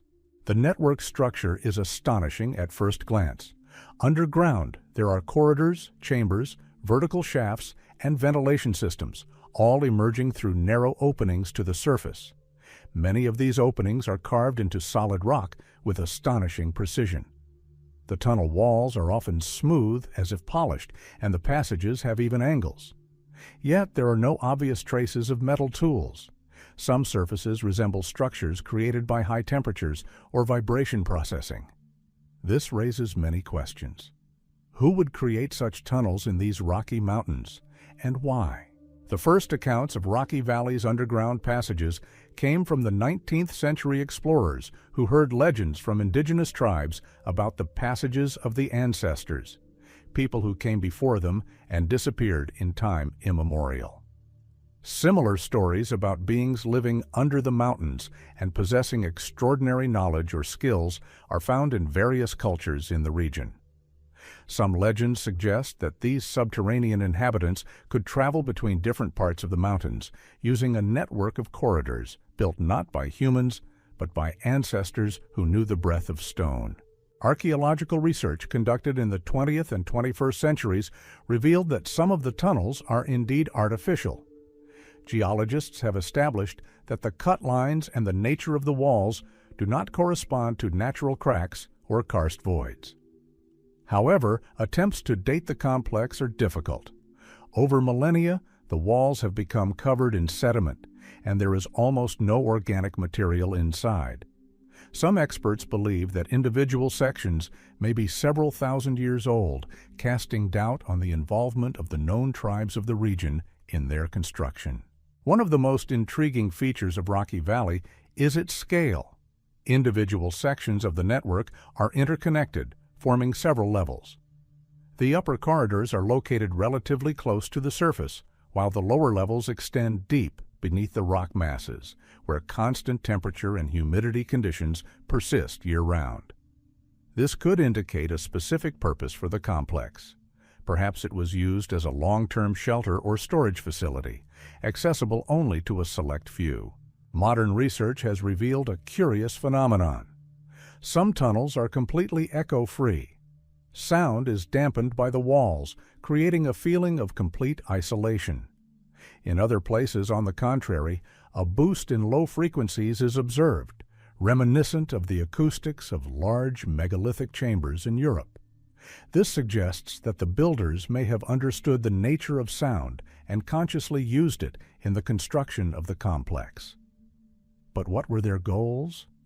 Perhaps they were involved in ritual practices where sound played an important role. Perhaps it was a means of communication or voice recognition. But for now, these are just hypotheses. Some researchers have proposed that Rocky Valley was part of an ancient system of human migration between mountain regions, a route protected from the elements, predators, and enemies. If so, the network could have been used for covert migration or trade. However, the lack of evidence of sustained occupation, fires, food remains, or household items contradicts this. This suggests the tunnels were used sporadically, not for habitation. Another mystery is the presence of vertical shafts leading to the surface.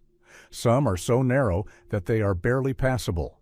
Their walls are smooth, with no signs of weathering. Perhaps the shafts served as ventilation ducts or had a ritual purpose, such as a connection with the sky. Indigenous North American cultures often feature the symbolism of a world above and a world below, connected by axial channels. If the Rocky Valley shafts truly had sacred significance, this suggests a highly religious organization in the society that created the complex.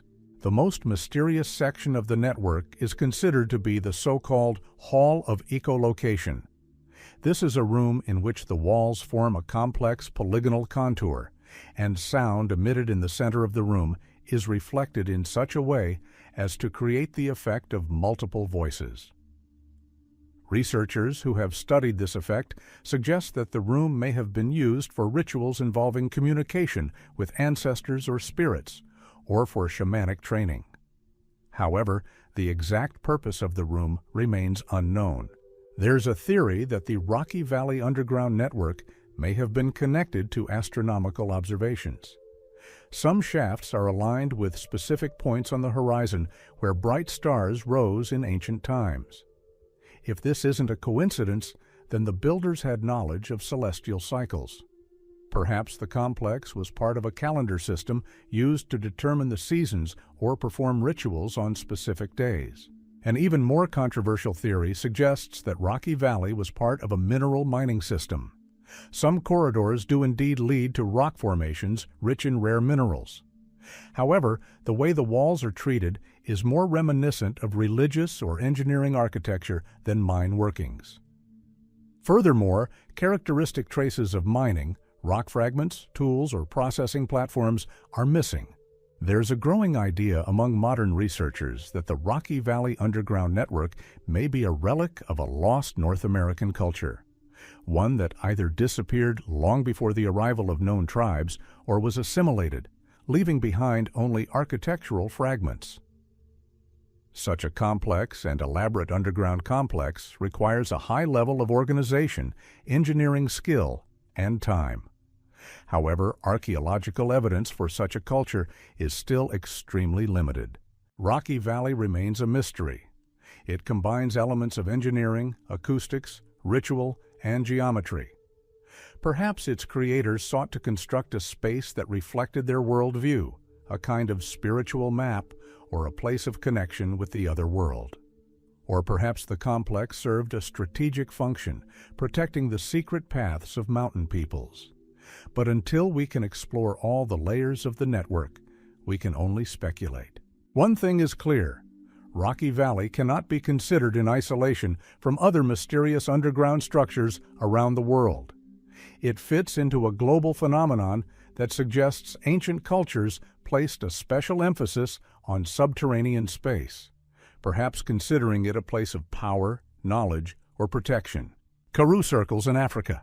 The Karoo circles, located in South Africa, represent one of the continent's most poorly studied yet fascinating archaeological mysteries. These stone structures, scattered across vast plains, appear to be traces of an ancient engineering system, a multitude of circular and oval stone enclosures connected by a complex network of lines, passages, and ramparts. Their scale is so vast that many complexes are clearly visible only from above. The Karoo landscape is dotted with hundreds of these circles, yet their purpose and age remain the subject of fierce debate. The first explorers to encounter the Karoo circles assumed they were cattle enclosures, built relatively recently. But this explanation quickly fell into disuse. The circle's walls are too thin to protect animals, and many are located in areas where keeping large livestock was simply impossible. Furthermore, some circles vary in shape and construction. Some are constructed of small stones, others of large boulders. Some have perfectly even circles, while others form spiral structures resembling giant symbols. The age of the circles is one of the main mysteries. There are no written records in the region indicating who might have built such structures and when. Many of the structures appear ancient, as evidenced by the dense layer of soil encroaching on the stone walls and the erosion of the surface. Some researchers, relying on geological data, suggest that individual circles may be several thousand years old. Others believe they are younger, but still prehistoric. One of the most widely debated hypotheses is that the Karoo circles are the remains of an ancient agricultural or pastoral system. They may have been used to store grain or were part of a complex irrigation system. However, landscape analysis shows that most circles are located on elevated areas where water collection is poor. No traces of canals, reservoirs, or other irrigation systems have been found. This forces researchers to seek other explanations. The question of the builder's social structure also arises. Creating such a large-scale network of stone structures requires significant labor resources, as well as knowledge of geometry and planning. However, the known archaeological record of South Africa contains no mention of cultures capable of such structural projects. Perhaps we are dealing with the remains of tribes that left no written language and disappeared long before the emergence of the known civilizations of the region. Some researchers suggest that the Karoo circles were part of a sacred landscape, a kind of map created by ancient people for ritual or astronomical purposes. Some circles are arranged in such a way that they form geometric patterns that can only be observed from a great height. This suggests that the structures may have been oriented towards specific celestial bodies or events. The astronomical theory is supported by the astonishing precision of some of the circles. They are so perfect that it seems as if the builders possessed instruments for measuring angles and distances. However, no archaeological traces of such instruments have been found. This gives rise to theories that the Karoo circles may have been part of an ancient system of celestial observations, possibly in the context of calendar cycles. Other researchers believe the circles may have been resonant structures. Some stone formations in the region have the ability to amplify or modify sound waves. Assuming the builders were aware of these properties, they may have used the circles for ritual chants, transmitting vibrations over long distances. This also explains the variety of shapes. Each structure may have had a unique frequency and purpose. But one of the most controversial hypotheses remains the ancient settlement network theory. According to it, the Karoo circles are the remains of small, rounded dwelling structures, where the walls served as frames for dwellings made of organic materials. This theory seems reasonable, but it faces difficulties. There are too many circles, and many of them are located on slopes unsuitable for settlements. Furthermore, the structure of some circles contains elements that are difficult to explain as a domestic purpose. For example, square sections within circular walls or spiral corridors. Of particular interest is the presence of long connecting lines between the circles.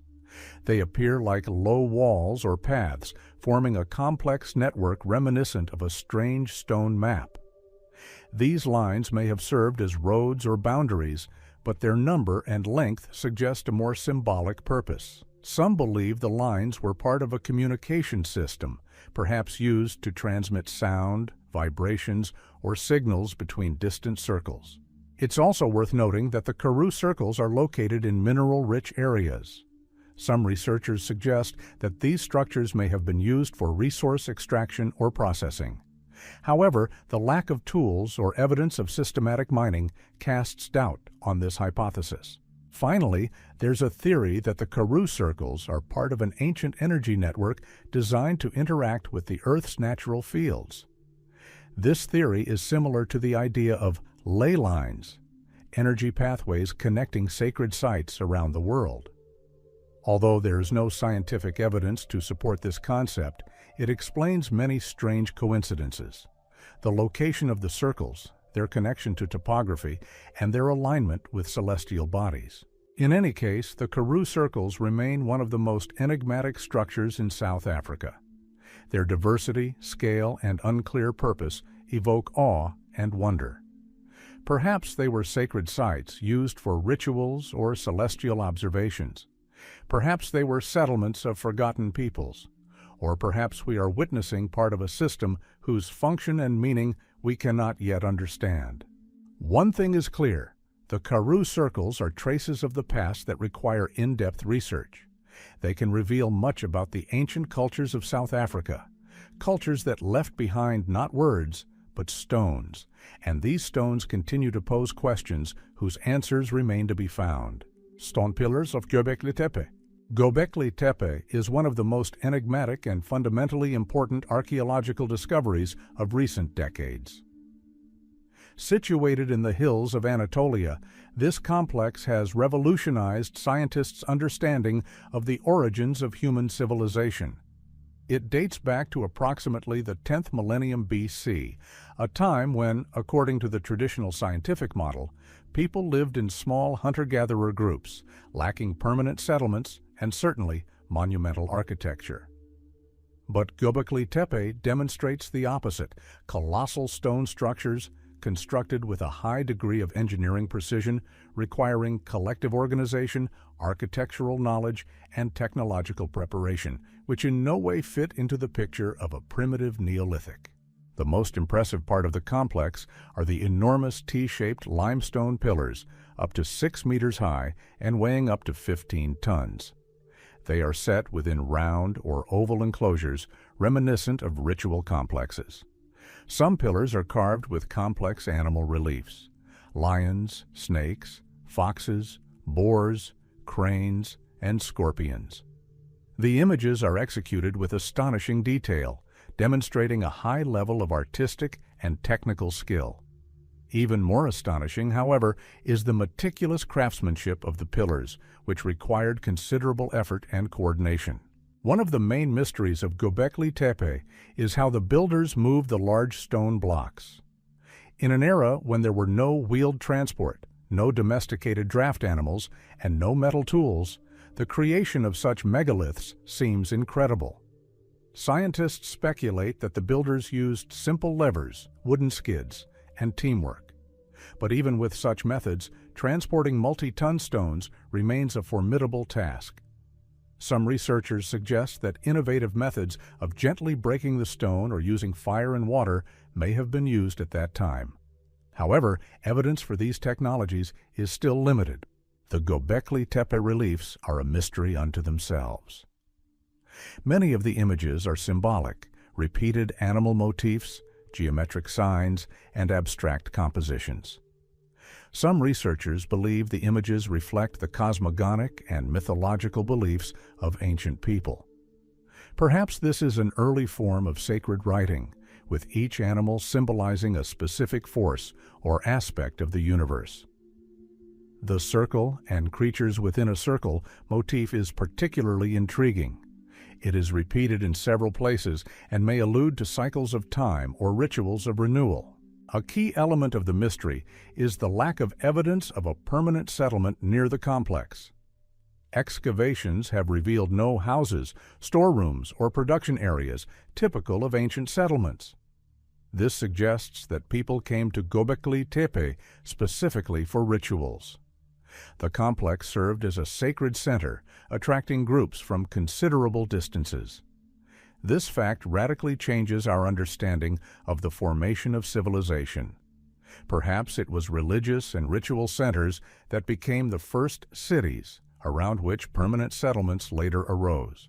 The construction of the complex required significant social organization. To build and maintain such structures, a group of people must have possessed skills in coordination, resource management, and labor distribution. This requires the presence of leaders, specialists, and craftsmen. Göbekli Tepe thus challenges the idea that social structure emerged only after the transition to agriculture. Perhaps the opposite was true. Complex ritual centers emerged first, and then agriculture and sedentary life developed to support them. Another mystery is the deliberate burying of the complex. When one circular structure ceased to be used, it was covered with earth and construction debris, and then a new one was built. This suggests a ritual cycle of renewal or generational change. But why did the ancient builders bury such meticulously crafted structures? Perhaps to preserve them for future generations or to complete a ritual cycle. Some researchers link this process to climate change or external threats. Geological studies indicate that Göbekli Tepe was located in a region experiencing significant climate change. The transition from an ice age to a warmer climate may have brought new living conditions, forcing people to seek ways to adapt. Therefore, the complex may have been part of an attempt to establish a connection with higher powers or to bring order to the surrounding world through rituals. Astronomical theories also offer new insights into Göbekli Tepe. Some researchers believe that the arrangement of the pillars and reliefs reflect the positions of stars or important astronomical events.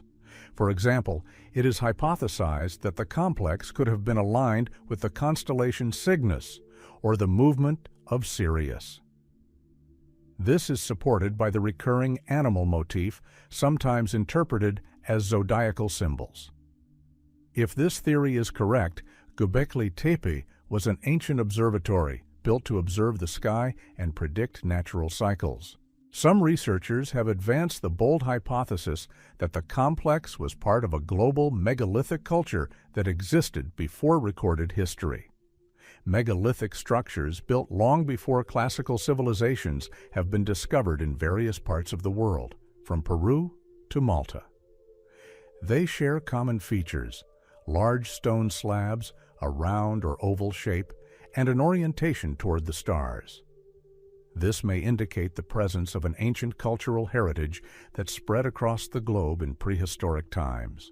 But no less important are the minor mysteries of Göbekli Tepe: depressions in the stones, strange protrusions, and functional elements resembling fastenings or anchor points. These may indicate the use of pillars as supports for roofs or wooden structures. However, no direct traces of such roofs have been found. This raises the question: were these circles completely open ritual spaces, or did they have a complex superstructure that has not survived? Overall, Göbekli Tepe demonstrates a remarkable combination of engineering mastery, symbolic thought, and spiritual organization. It demonstrates that human culture began to develop much earlier and in a far more complex manner than is commonly believed. Göbekli Tepe became a bridge between the world of hunter-gatherers and emerging civilizations.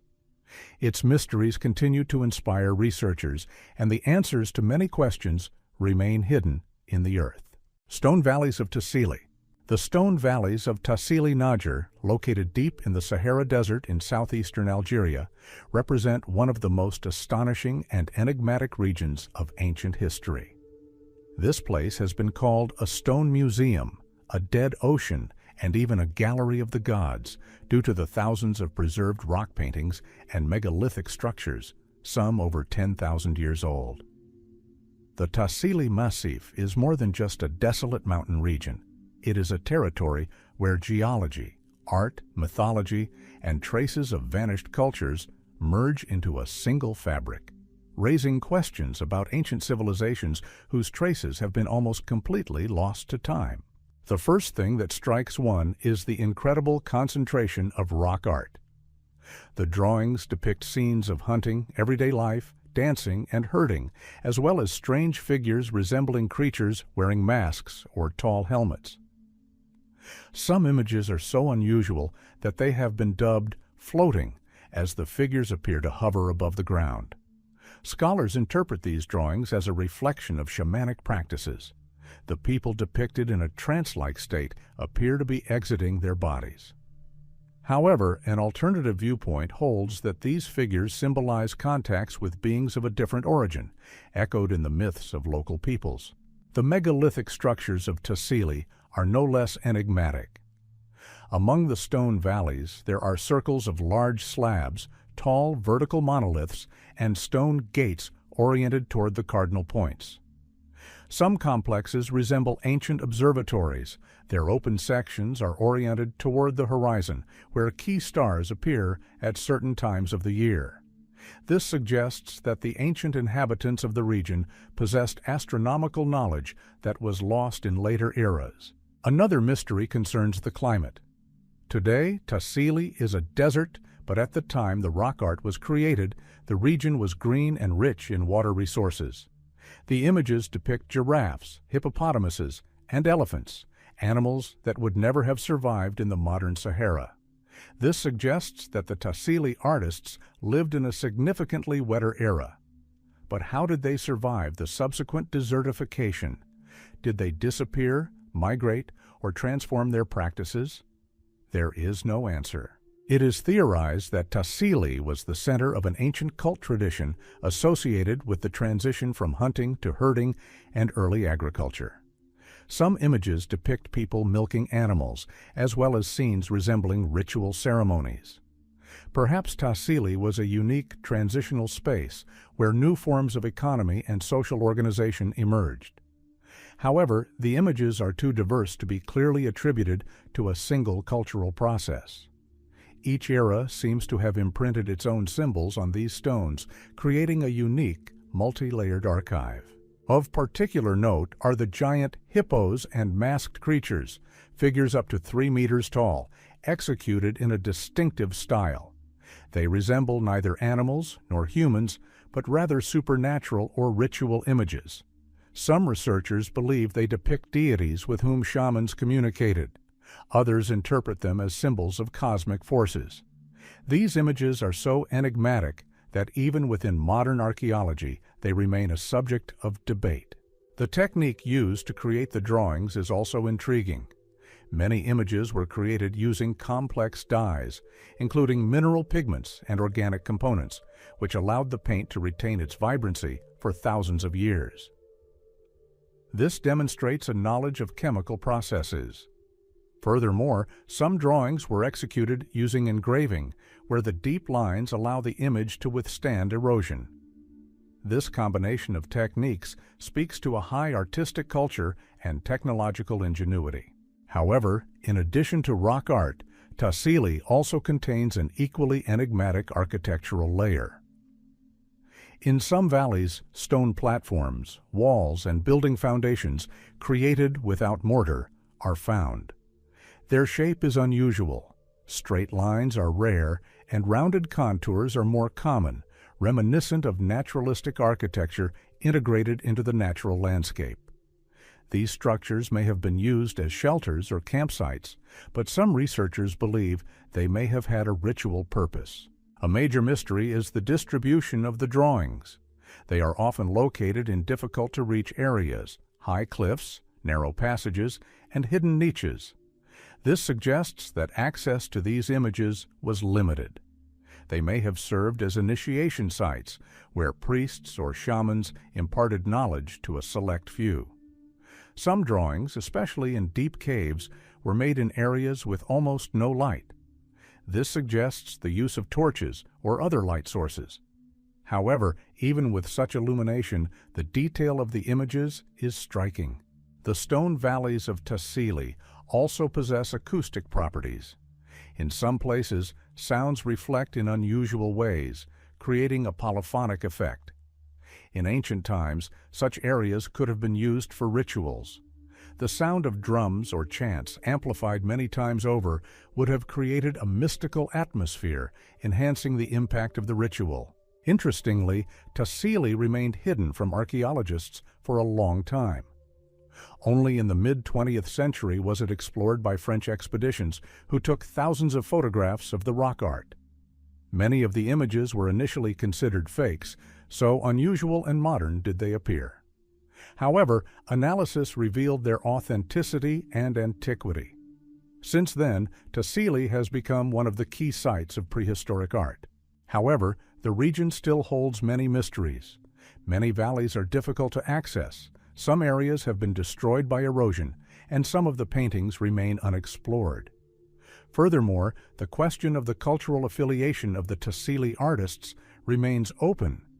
They could have been the ancestors of the modern Tuareg people or representatives of vanished tribes who lived during the era when the Sahara was a green savanna landscape. Some researchers have suggested that Tassili may have been the center of an ancient civilization that disappeared due to climate change.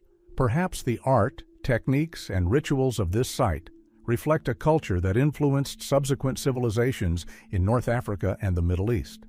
However, there is no direct evidence for this.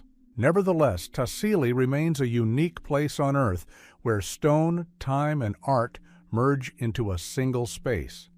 Its valleys are windows into a past no less complex and mysterious than subsequent eras. And perhaps Tassili will yet reveal to the world the secrets of ancient people whose hands left evidence in stone of a culture that existed long before the first cities. Yonaguni Dungeons. The underwater structures off the coast of Yonaguni Island, located in southwestern Japan, have become one of the most discussed archaeological mysteries of the late 20th and early 21st centuries. These gigantic stone platforms, steps, terraces, and vertical walls lie at depths of 5 to 25 meters and appear so geometrically perfect that they have sparked debate for decades. Are these natural formations or traces of a vanished civilization? The Yonaguni complex is simultaneously similar and unlike known megalithic structures around the world, making it particularly intriguing.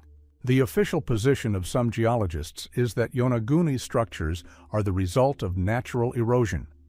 The region's volcanic rocks exhibit natural layering and fractures, which under the influence of time and ocean currents could have formed steps, flat surfaces, and right angles. However, this explanation is contested by researchers who point to the excessively high degree of symmetry and geometric precision of many of the features.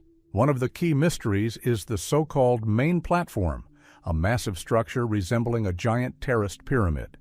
Its steps have distinct edges, smooth surfaces, and uniform heights, suggesting deliberate engineering. The steps lead upward to a square platform, which some researchers believe was a ritual space. Geologists acknowledge that natural erosion can form steps, but not with such symmetry and regularity. Another part of the complex features vertical walls up to 5 meters high, forming corridors. They are so straight as if they were cut with a tool. Some of these walls form angles close to 90 degrees. Such perfect right angles are extremely rare in nature.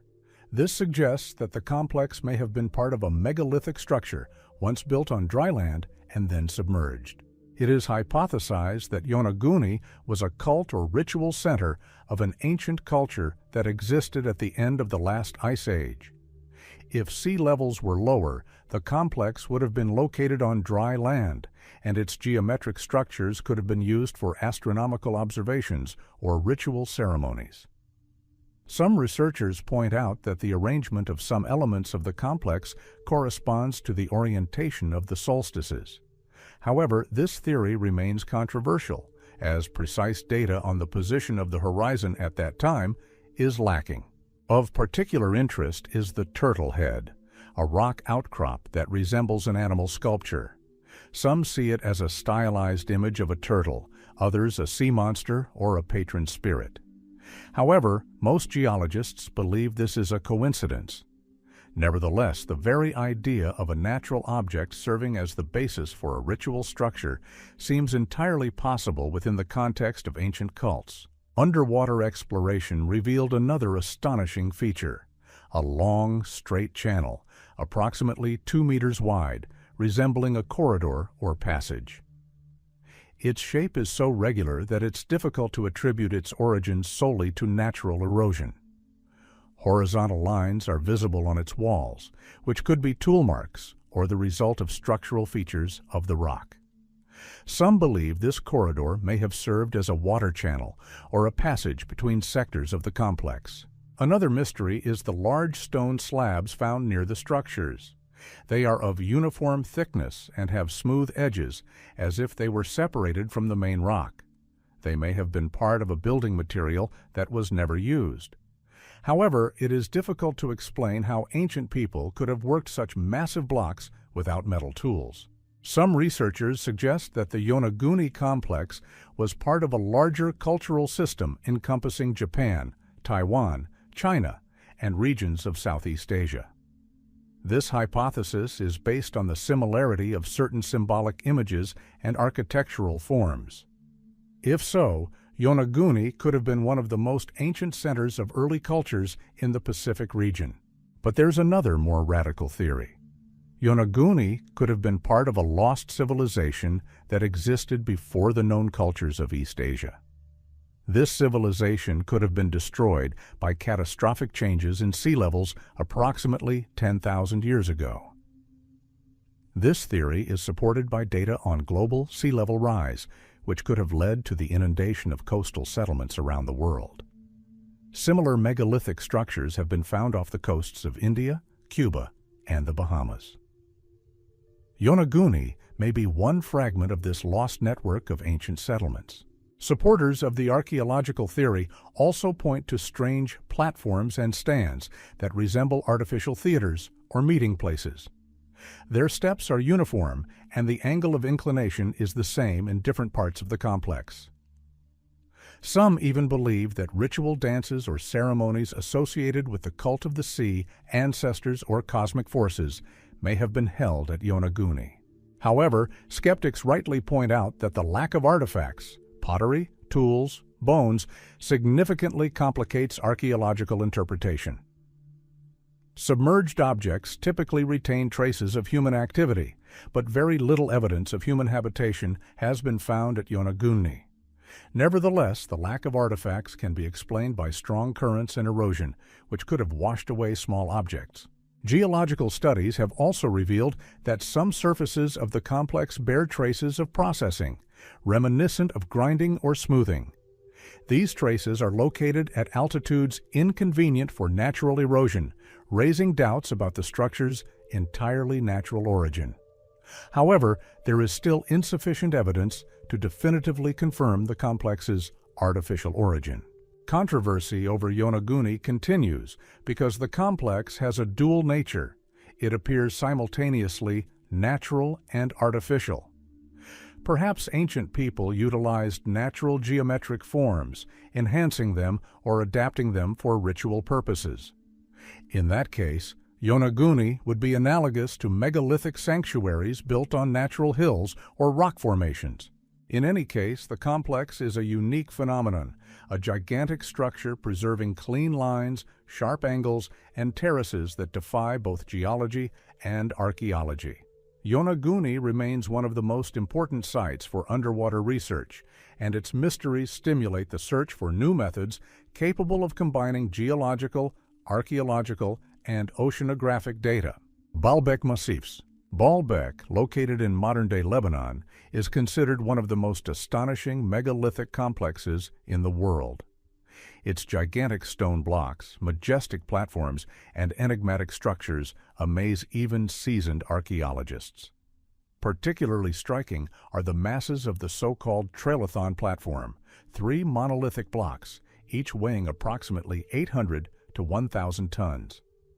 Nearby lies an even larger stone, the famous Stone of the Pregnant Woman, estimated to weigh up to 1,200 tons, as well as even larger blocks in neighboring quarries, each weighing over 1,600 tons. These masses make Baalbek unique, as nowhere else in the ancient world are such large stone structures lifted and placed with such precision. One of the main questions about Baalbek remains the purpose and origin of the megalithic platform. Conventional archaeology attributes the construction of the upper levels of the complex to the Romans, who erected a grand temple to Jupiter on this site. However, the lower megalithic platforms, especially the Trilithon, in many ways defy Roman construction techniques. While the Romans were skilled in working with large stones, the size of the Baalbek blocks far exceeds their usual capabilities. The heaviest stone used by the Romans elsewhere weighed approximately 400 tons, while structures 2 to 3 times larger have been found in Baalbek. The question arises, who and how could move stones weighing over 1,000 tons? Even modern cranes struggle to cope with such tasks. Researchers suggest that ancient builders used a combination of levers, rollers, ropes, and the strength of hundreds of workers.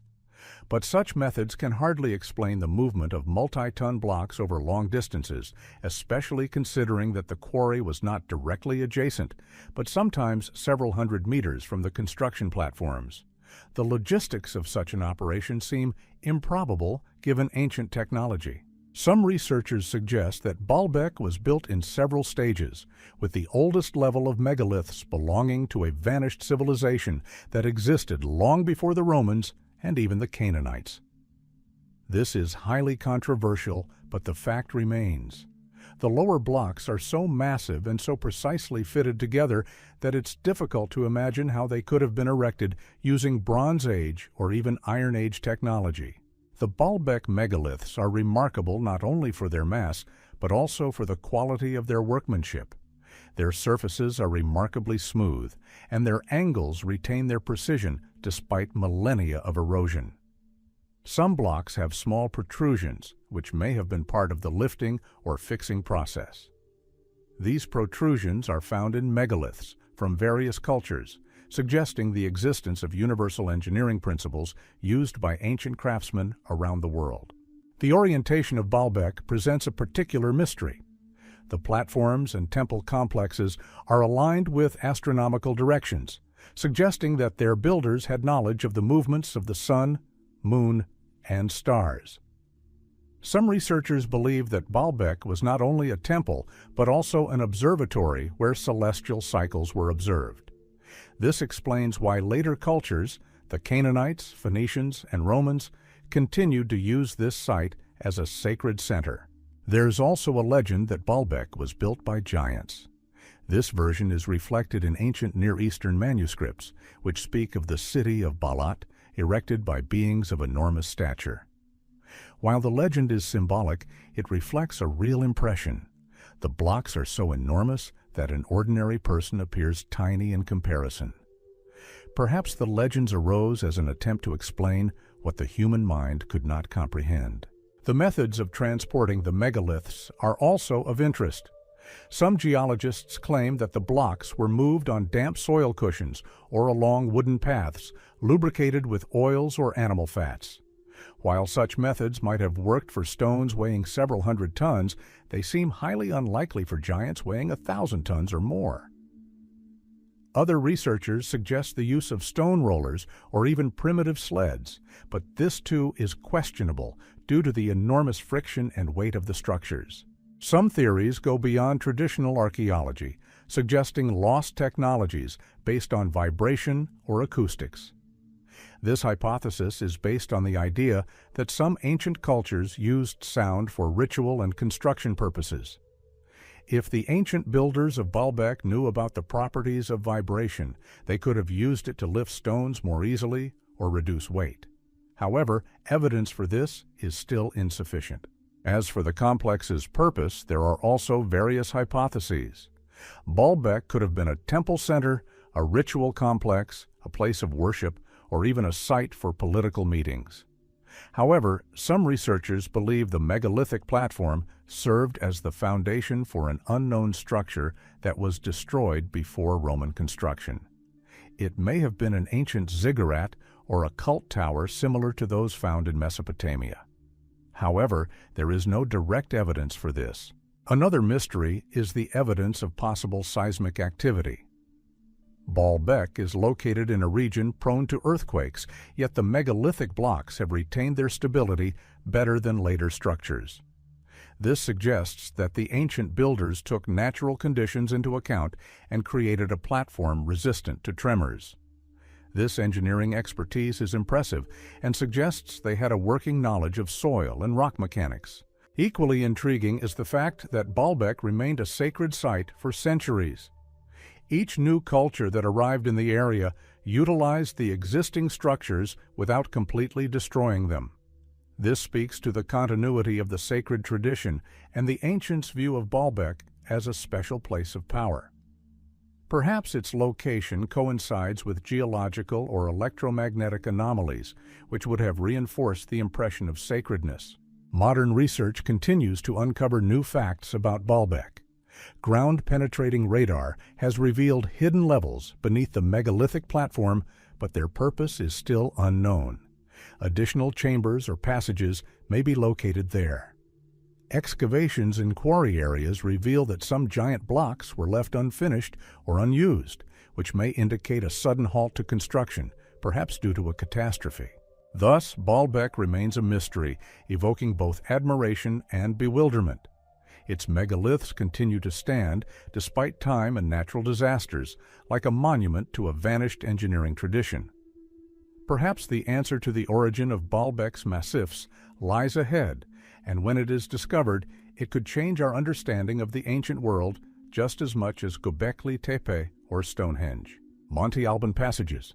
Monte Alban, located atop a mountain plateau in the state of Oaxaca, Mexico, is one of the oldest and most significant archaeological complexes in Mesoamerica. Its terraces, pyramids, observatories, and palaces are astonishing in their scale. But even more astonishing are the hidden underground structures, mysterious passages, tunnels, and chambers that extend beneath the city's foundations. Much of Monte Alban points to a high level of engineering, but the underground structures pose questions that remain unanswered. The first mention of Monte Alban's underground passages dates back to the 19th century, when explorers noticed strange holes and shafts at the base of some platforms. Over time, it was discovered that these openings led to a complex network of tunnels, some of which stretch for hundreds of meters. The passages cross various sections of the city, connecting plazas, temples, and several observatories. But the purpose of these tunnels remains a mystery. They are too narrow and low for large-scale human movement, but they are sufficiently smooth and carefully carved to rule out accidental natural origins. Many tunnels have ventilation openings to the surface, indicating that they were intended for long-term use. In some places, small chambers were discovered that could have served as either shrines or storage areas. However, there are no obvious traces of fires, household items, or organic remains, suggesting that the underground spaces were not used for habitation or routine work. One of the most intriguing parts of the underground system is a tunnel leading from the main plaza to a structure known as Building J, the enigmatic Monte Alban Observatory. This building is distinctive from the others due to its shape. It is tilted, and its orientation is not aligned with the city's main axis. Researchers believe Building J was used to observe the stars and planetary movements. The tunnel leading to it may have served as part of a ritual path or a hidden route for priests who used the observatory at certain times of the year. It is believed that the Monte Alban tunnels were used for astronomical observations. Some corridors are oriented toward points on the horizon, corresponding to sunrise on the solstices. Rituals or observations requiring light control could have been performed in such places. Narrow vertical shafts could have served as light channels, allowing the determination of the moment of the annual cycle by the penetration of sunlight into the underground chamber. If this hypothesis is correct, the underground network was part of a complex astronomical instrument. However, not all tunnels can be explained by astronomy.